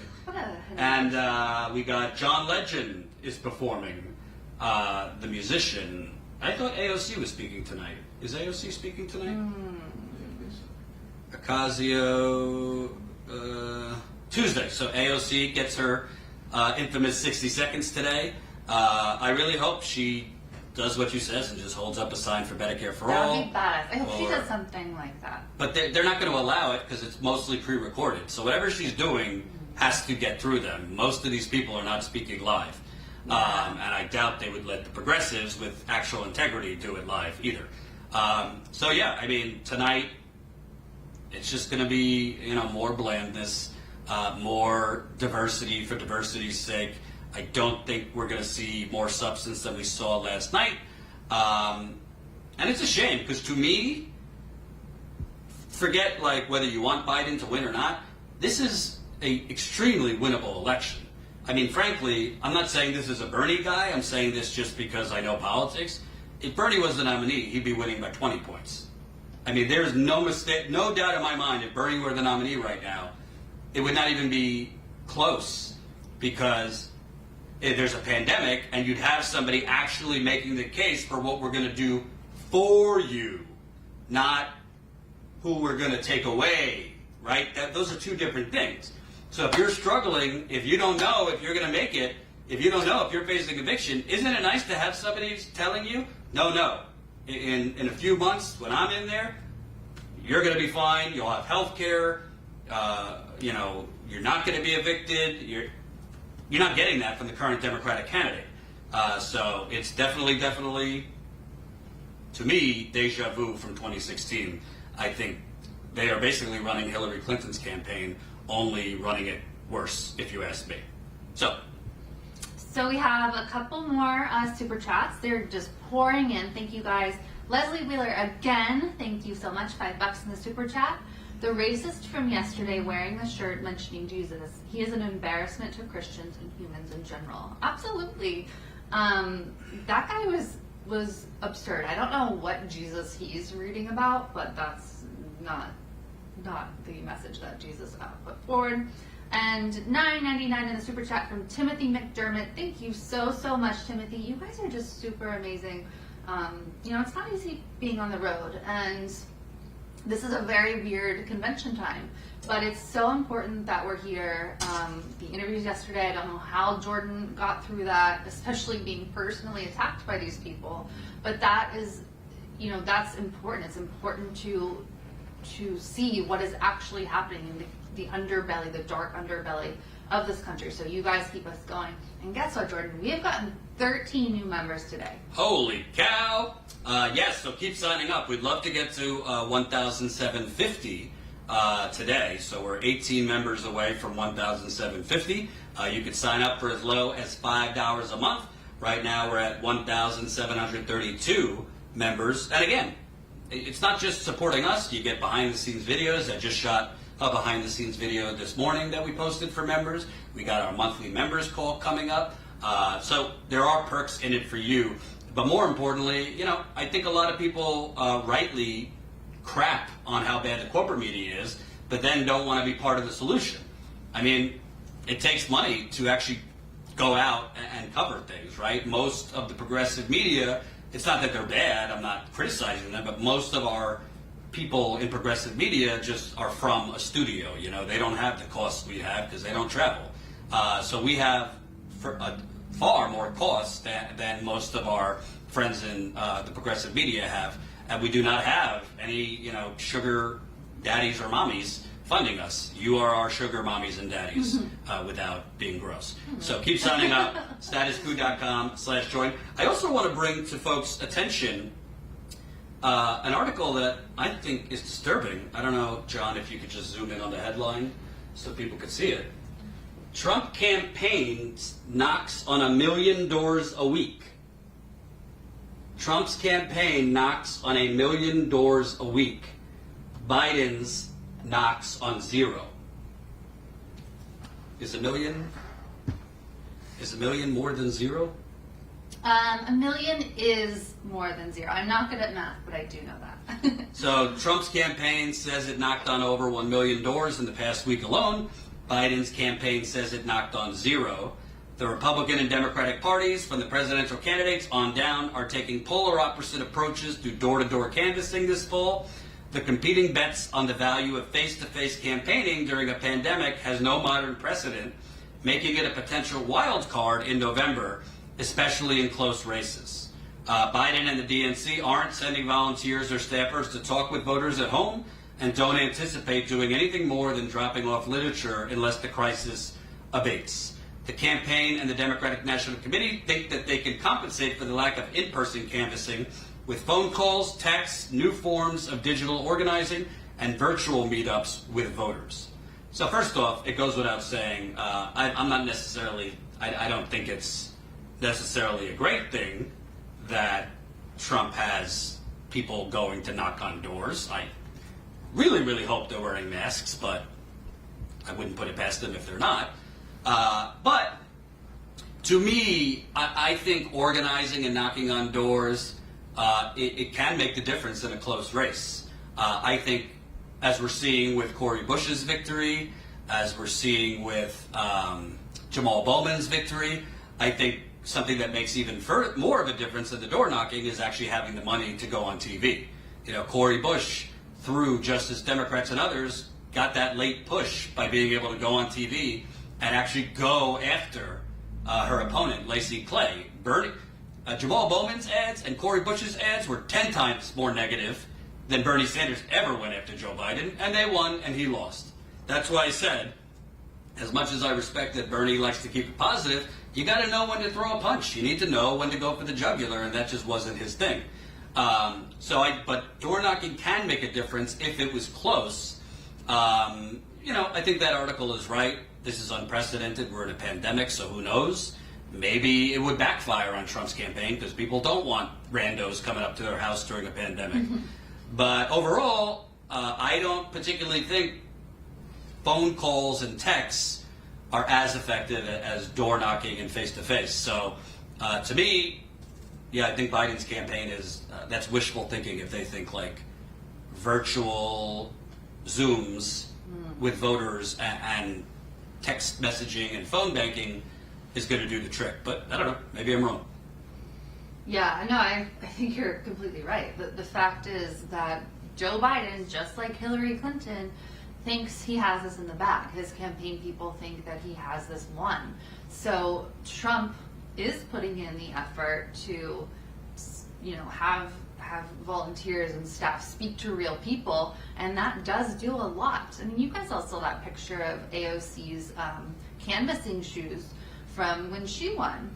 That it takes a lot of hard work, on the ground work, to canvass, and people can't get around that. You can do as much online stuff as you want, but the online world is very different than the offline world. Like, you could get an entirely wrong sense of this country and the politics of this country, focusing just on a place like Twitter, for example. Like, if you look at Twitter, you would assume all sorts of things about how this election is going to go.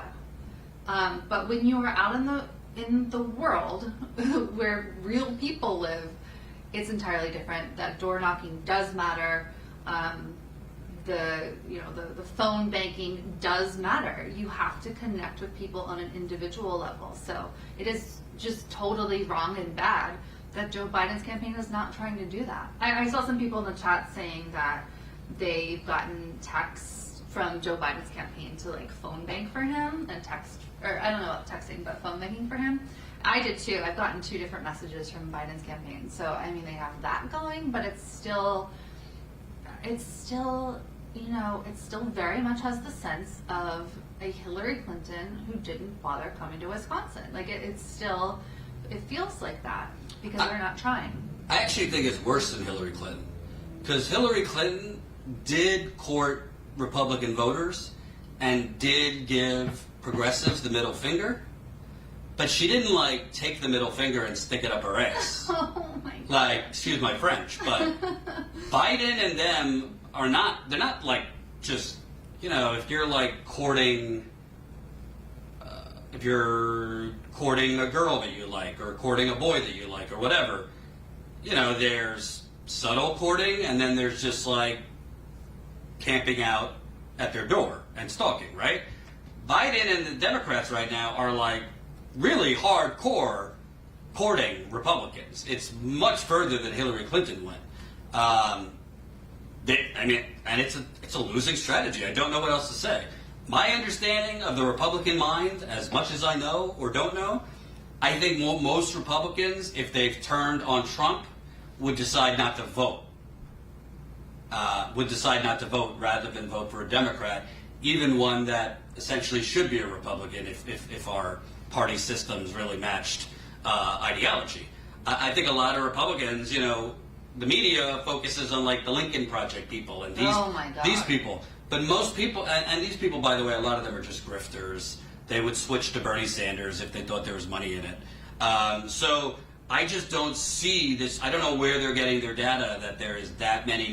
There is, if you have two buckets, I don't get where they're getting their data that there's more potentials in bucket warmonger, trickle-downer, and Republican than progressives, young people. Like, are they looking outside at the Black Lives Matter protests?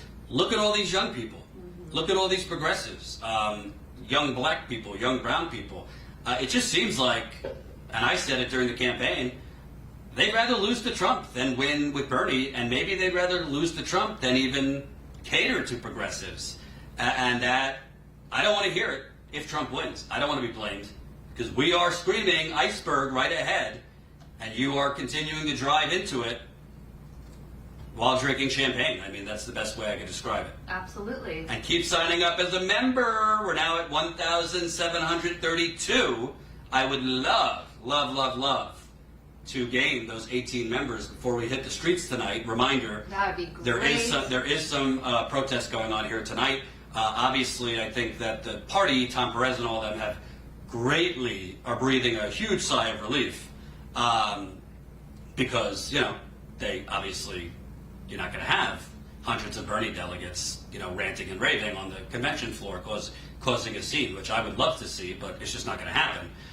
So they're happy that there's no in-person convention. They're happy that, frankly, I don't even think I saw one thing where Biden is speaking live. I think it's all pre-recorded.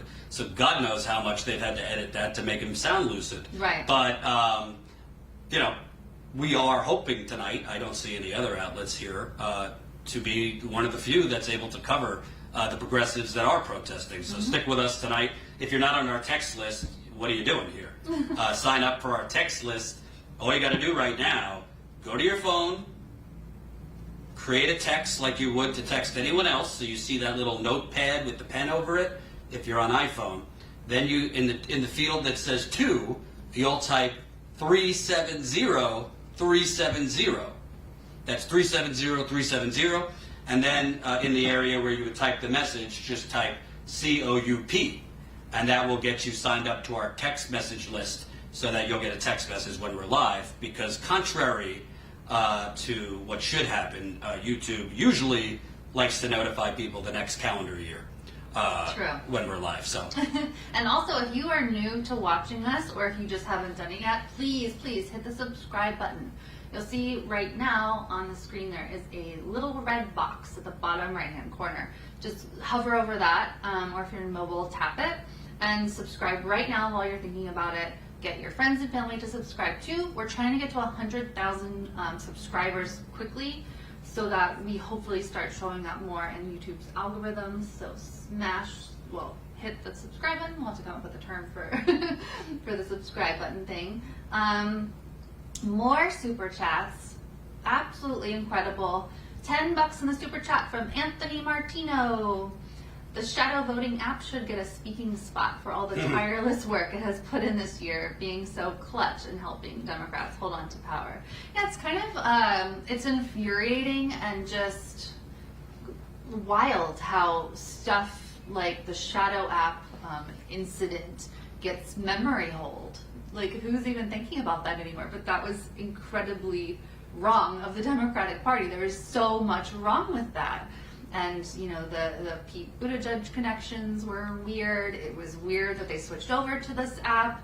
The whole thing was really wrong and bad and not at all part of what's supposed to be a democracy. So, very good point, Anthony. I think this is a good question for you. What do you guys think of disgusting Bill Clinton speaking tonight? I haven't actually had time today to look at this photo leak, but there are photos out there right now that I guess leaked last night or this morning or something, showing Bill Clinton. I don't know if he was on the plane or like had gone off the plane. Anyway, he had been on Epstein's plane, as we know he had done up to 26 times. He's on the flight logs. But he was getting a massage from, I guess the woman was 22, but they were on their way to Africa or something. Like, he was clearly part of this massage train of Jeffrey Epstein. So here we have this guy who's been accused of rape, credibly accused of rape, multiple times. This guy who was heavily associated with Jeffrey Epstein. Ghislaine Maxwell was at Chelsea Clinton's wedding. Chelsea Clinton and Ghislaine went on vacation together. These aren't like unfamiliar people, like, oh, Bill Clinton just like happened to fall into Jeffrey Epstein's plane. No, these were friends. He was friends with Jeffrey Epstein, Ghislaine Maxwell, and these pictures are disgusting. Like, there's so much more that's going to come out, I'm sure, but Democrats don't want to hear of it. Can you imagine if Bernie Sanders was like friends with Jeffrey Epstein and Ghislaine Maxwell, which of course he would never be, and then was shown being part of this like massage world, this pedophilic, is that a word? This pedophilic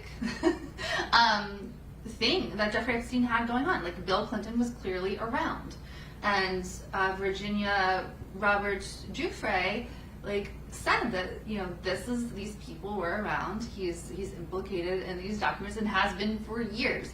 If you read Filthy Rich by James Patterson, which came out years ago, like, Bill Clinton, it's been known for a long time that Bill Clinton has been associated with this. So what do we think about him speaking? I think it's so DNC that he is speaking. Like, that these people don't actually care. They don't actually have morals.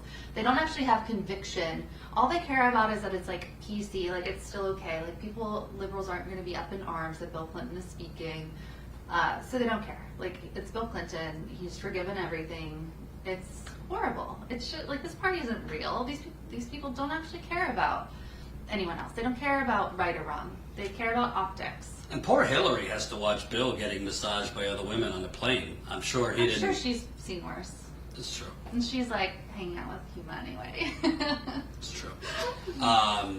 What was I going to say? I also should note, this was a little subtle thing, I don't know if you guys noticed.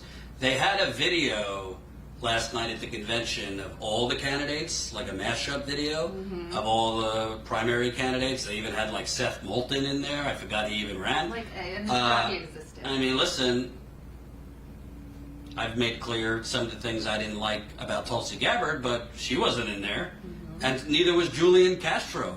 They have literally just banished Julian Castro into the basement of the Democratic Party because he had the audacity on the Democratic Party primary stage to say, like, you know, Joe, are you there? Are you okay?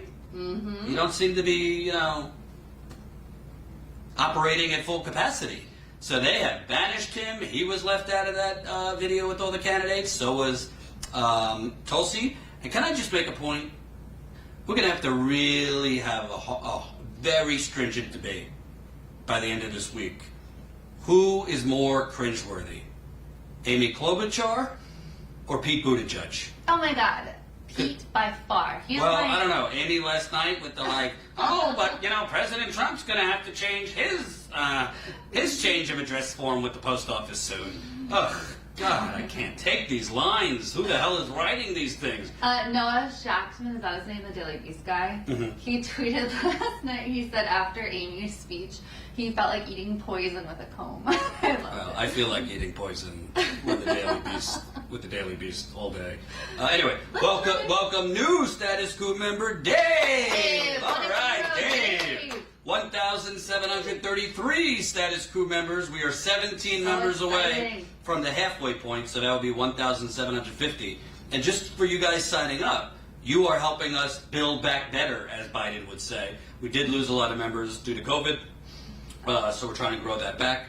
Let's keep going. Let's get to 2,000 as soon as possible. Also subscribe. With 6 more members, we'll have gotten 20 today. So let's Yes. do even better. Yes, if we can get 6 more, we'll reach 20 for the day.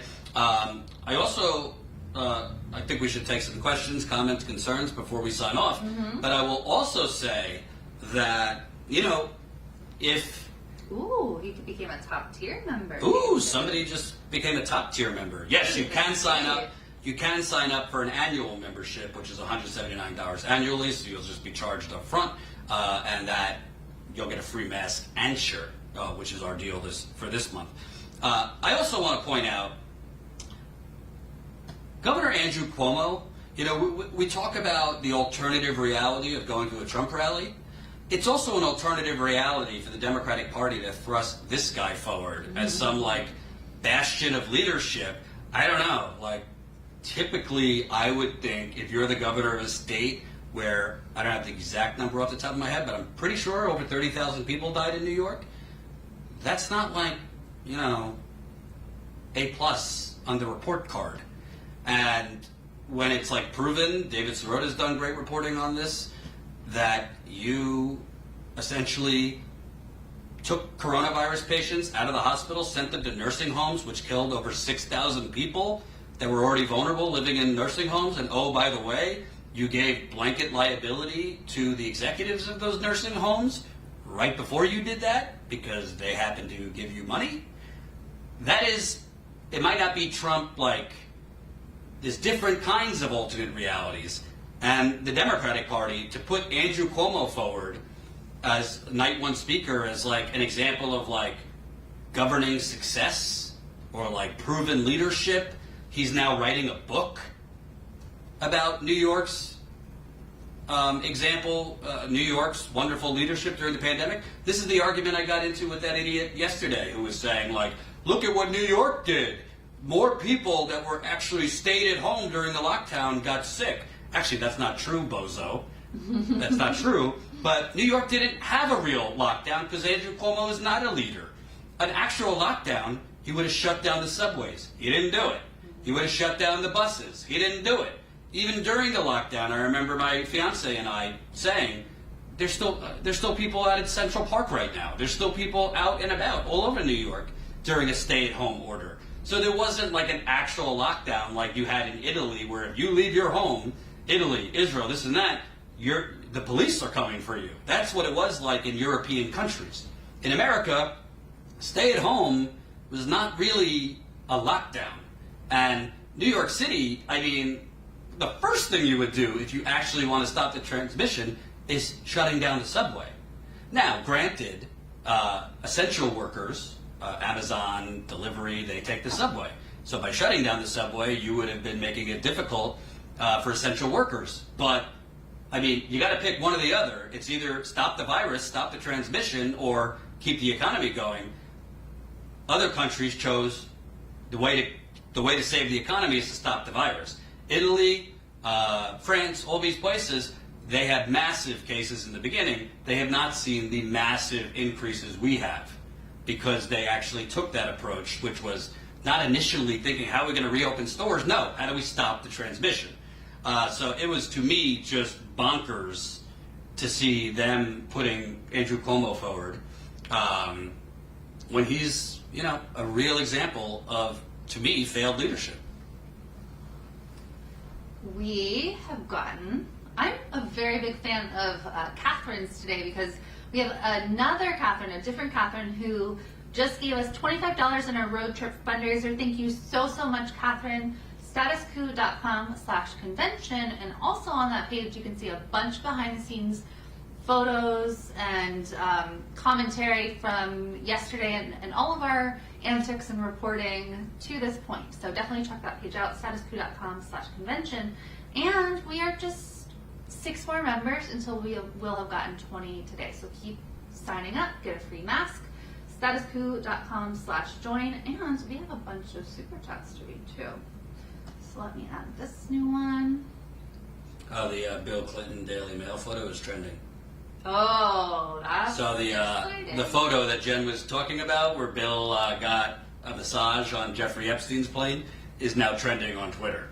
So I'm sure Bubba will have some explaining to do tonight.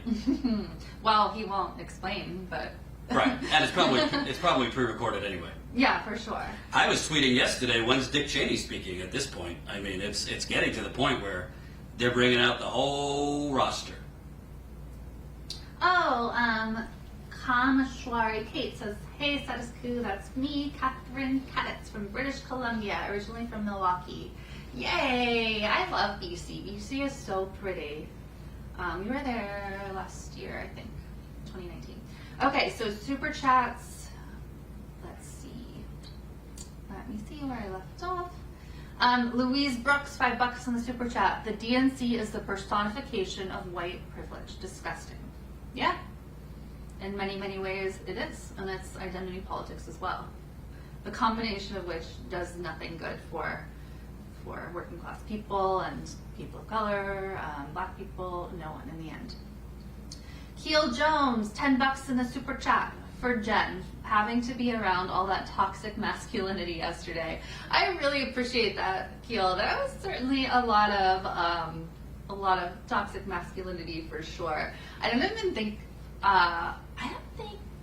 Jordan and John were around at this point, but that guy, that Jesus guy, when the protesters, the Black Lives Matter protesters, and Trans Lives Matters, like the Democratic progressive protesters that were facing off with that crazy Jesus Trump supporter, he started for no reason, just a shout. He just started calling all the women lesbians. And then he started saying, like, their vaginas are only meant for one thing. No, he's like, no dildos, no fingers, no tongues. Like, he was preaching this stuff. Like, what are these guys saying? Like, what? I don't know. Yeah, so there's one example of the very strange masculinity from yesterday. Louise Brooks, $5 in the super chat. I voted BNMW for 35 years. I'm done. What's BNMW? BNMW? Mm-hmm. I don't know. I don't know what that is. Yeah, Louise, let us know. I don't know what that acronym stands for. Dave Piggott, £5. I watched your live stream all the way through last night. You guys are awesome. Hey from the UK. We love the UK. Jordan went there not too long ago, and I've never been, so I really want to go. Thank you so much, Dave. And Dave also then followed up with another super chat saying, just became a top tier member. Keep doing it, guys. Well, Dave, you are a top tier guy. Thank you so much for joining. Be like Dave, statuscoup.com/join. You get so much cool stuff. 17 members away from 1,750. Incredible. 1,750. So keep signing up, statuscoup.com/join. I think we should do a little lightning round before we go. Well, we have another one from Dave. So Okay. Third super chat, Dave. Thank you so much. You're incredible. And Dave says, I'm starting a channel about how it is living with single payer in the UK. Used to live in the US. It's so much better. That sounds really interesting, Dave. Very good luck with that. That's awesome. You know, I actually read an article the other day that there's a massive increase in people leaving America. I'm sure. That's Mm-hmm. not surprising at all. So, Okay, so guys, we're gonna do, we need to eat some food after this, and then we have around 6 o'clock or so, probably a little bit after. 6 o'clock Central, so 7 o'clock Eastern time. Yeah, so 7 o'clock Eastern time. We'll be going live somewhere around there with protesters who are protesting against the DNC and Biden's policies and things like that. So we will text COUP to 370-370 so you get the notification text about that, for sure. Yes, I still don't. Oh, vote. Okay, vote blue no matter who. Blue no matter who is the acronym. It was what that. Oh, okay. Okay, Gotcha. makes sense. I'm too traumatized from the last 24 hours. Acronyms are over my head at this point. Oh, and Louise gave us another super chat explaining it. Thank you, Louise. What a sweetheart you are. So, yeah, and any late lunch. We definitely do not, like, sit down and eat 3 square meals a day, and Jordan, like, forgets to eat. So, we fit it in eating when we can. Lily Rowe, $2 in the super chat. Just wanted to send some love for the community. Thank you, Lily. So we're going to do a rapid fire question round. So shoot off any questions you have for us, any comments you have for us, preferably in the form of a super chat, so that we can keep reporting, so that we can stay on the road and maybe go to this secret location that we're thinking about for after convention. And I would also add, feel free to let our friends in progressive media to know that we're here, and we'd love to come on their show. I've reached out to Jimmy, Crystal, still waiting for responses from our friends. But yeah, we'd love to, we hope our friends in progressive media would want some on-the-ground reports.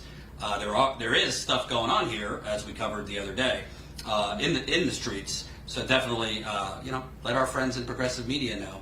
Have Jenn and Jordan on. Oh, Run Kana brings up a really, really great point. So Jenn Perlman's primary is today. Jenn Perlman is running against Debbie Wasserman Schultz. Debbie Wasserman Schultz, by the way, has been accused of assaulting a minor volunteer for Jenn Perlman's campaign. So there's actually a lawsuit or a file now against Debbie Wasserman Schultz for assault, which I'm sure the media is covering in great detail down there. So we will definitely, our focus is right here, but, Jordan's interviewed Jenn, I think, a few times. I personally support her candidacy. She's got very progressive policies. She seems to be a good, solid person. So I definitely will keep an eye on that, and positive vibes headed that way for sure. So good question, good reminder. $20 in the super chat from Al Walski. In honor of Jenn boldly giving a misguided Trumpster the Italian salute. Thank you, Al. Dimitri wants me to sprinkle Metamucil in Jordan's meal. You guys don't even know, Jordan has bottles and tubs full of stuff to try to help him poop. I did poop earlier. I feel so bad for him. He either feels so full that he can't eat, or doesn't feel like eating, and then he just takes so much stuff to try. Really, really sad. Sad. Keep the questions coming. Keep the super chats coming. Keep the membership sign-ups coming. We're at 1,733 Status Quo members. I'm not even trying to be subtle. I am not beyond begging either. Sign up, statusquo.com/join. It's always wonderful to get a couple rapid-fire sign-ups before we sign off. And I will say, honestly, if you like what you see, we could be doing a lot more of this. We just need to boost our membership, because it does cost a lot of money to travel in the field. We want to hire more people, but I think if there was no pandemic, we'd be we were growing at a lot faster rate.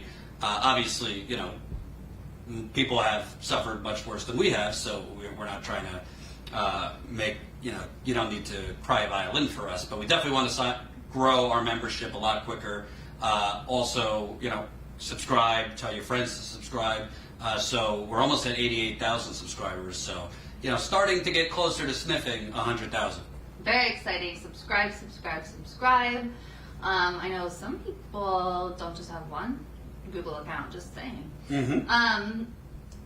Where'd it go?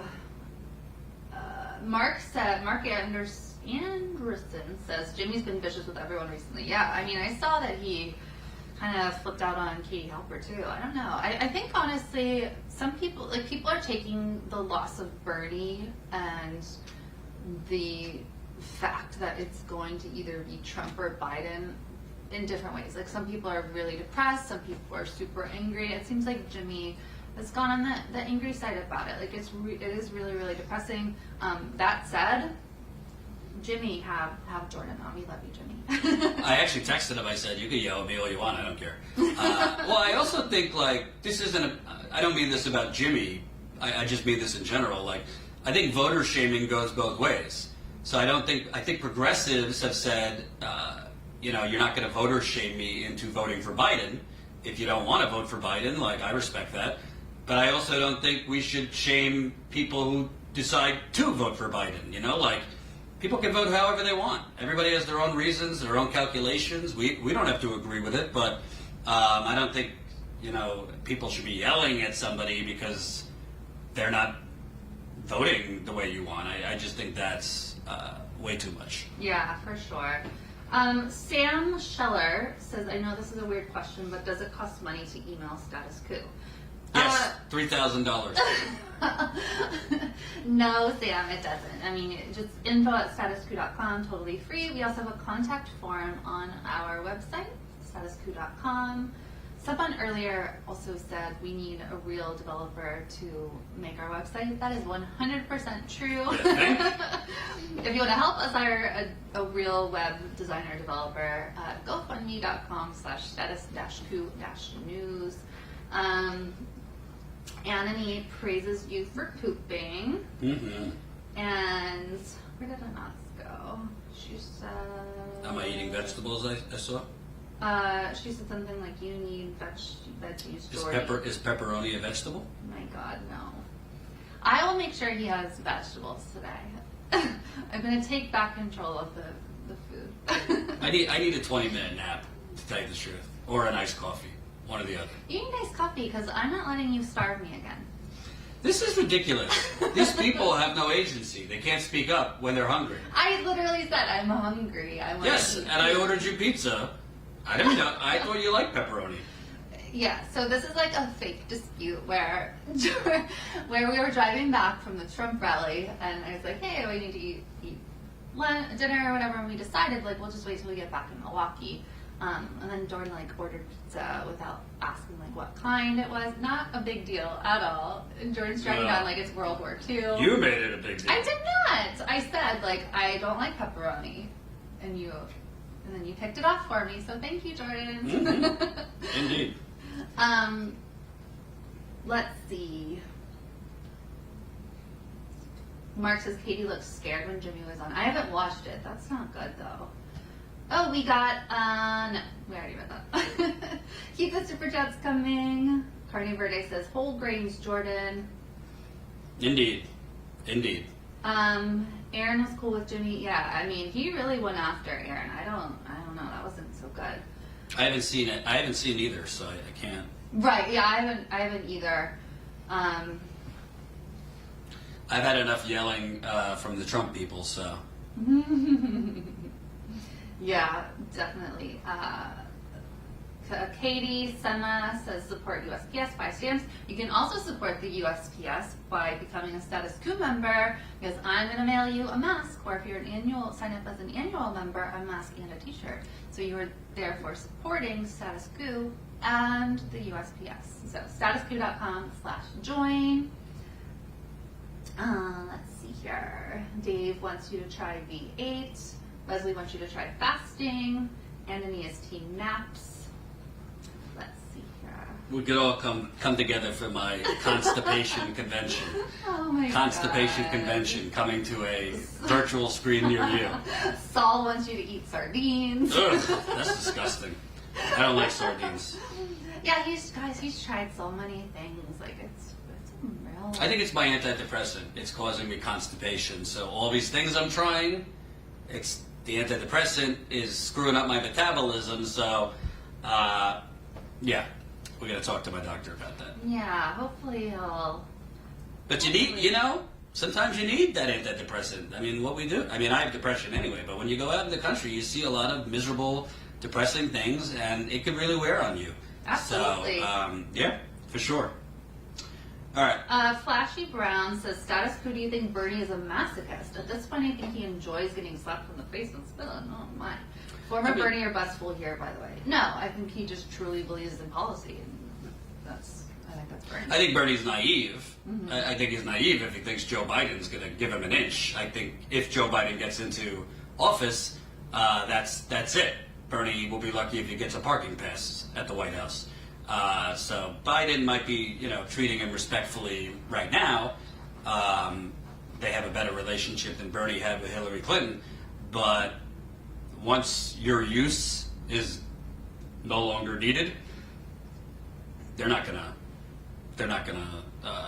let Bernie Sanders in the door, for sure. Yeah. Robert Gowdy says Jen. I assume you're talking about Jen Perlman is a Muslim. No, she's Jewish. Well, Yes. And by the way, somebody mentioned Katie Halper. I'd be happy to go on Useful Idiots with Matt Taibbi. I've only told him about 75 times. Apparently, progressive media is a little cliquey. It's super cliquey. Everybody's kind of in the cool kids club, and it's like you gotta know the code word to get invited in. God bless Crystal Ball and Rising, but do we need to have Zed Jelani on 15 times a week to talk about cancel culture? I mean, how about having us on when we're in the field and can actually report the temperature of Trump Nation, of MAGA Nation, or what's going on here? So, I would like to see progressive media. Obviously, they don't need to have us on all the time, but once in a blue moon, it'd be nice to throw us a bone. All right, 5 more minutes, guys. Anthony Martino says, Jen, Sarah sending love to you and Jordan and the camera guy. The camera guy is John. Thank you, Anthony, and thank you so much, Sarah. Sarah, I hope you're feeling well today, and we definitely support you and think about you guys a lot. Marshall's Team Sardines. Jive says it's for sure the antidepressant. Someone says it's the Jordan. Carne Verde says the Jordan gastrointestinal reality TV show. Oh, I love that. Status colon. Oh my gosh! And some people are saying status poo. I like that. Cute. Let's see. Try magnesium. Jesus He's Christ. been on magnesium. These fucking car companies keep calling me because I went to go car shopping. Oh. And now they call from different numbers. I keep blocking the numbers, but they keep on calling. Unbelievable. Oh my gosh, guys. Stop calling Jordan if you are a car company. Unless you have a free car that is not broken down. Yeah, who wants to donate a Coomobile? We did want to get a Winnebago in the beginning of Status Quo and just soup it up with Wi-Fi and all that, but, be kind of pricey. We'd have to hire a driver. Where do you park the Winnebago when you're not on the road? It's a whole to-do. But we did want to have, like, a mobile journalism company. Oh, Kelly Elaine says, thanks, John. Good work for all of us. Yeah, John has been doing such a good job. And he came up with this mic pole thing. Like, he made this cool decoration out of a shirt today. He thinks of all this stuff that just adds a little extra thing. So definite kudos to John. Brought me ice cream. Yeah, tonight. he brought ice cream 2 different nights. Like, what a hero. Let's see. People are still on your poop. Guys, I mean... I honestly think this is a big draw. People say don't talk about your poop, but people love it. And honestly, it's getting a little... It's gotten to the point... It makes you fatigued. Because if you're not passing your bowel movements, food's just sitting there, and it drains your energy. I'm not getting the nutrients I need. I mean, I could only imagine if I was going every day, the amount of journalistic damage I could do.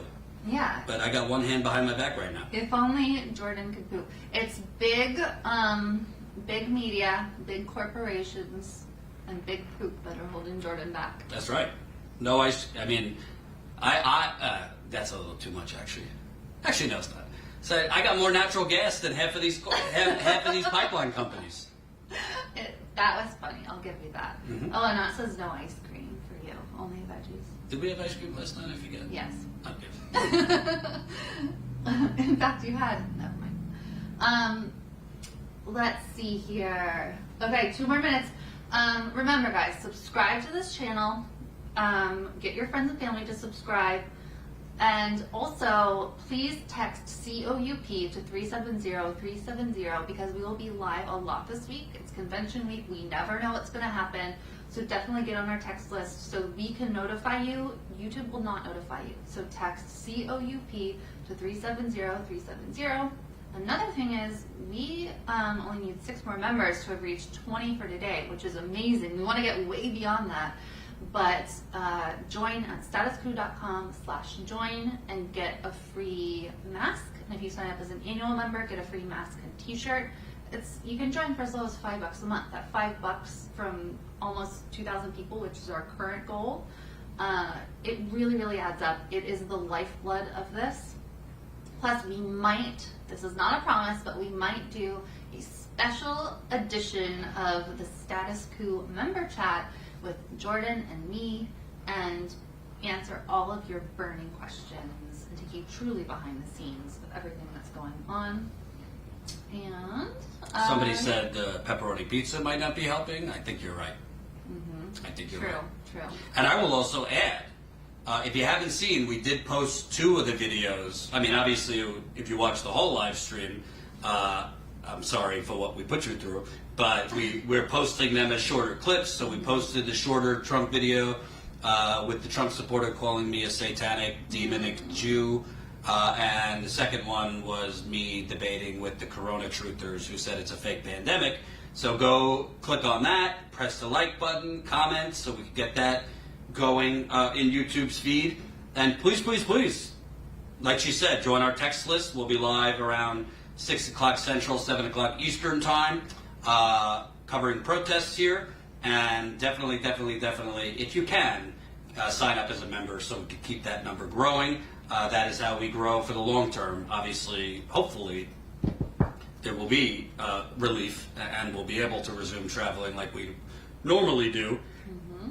You know, when this virus, if and when this virus gets under control.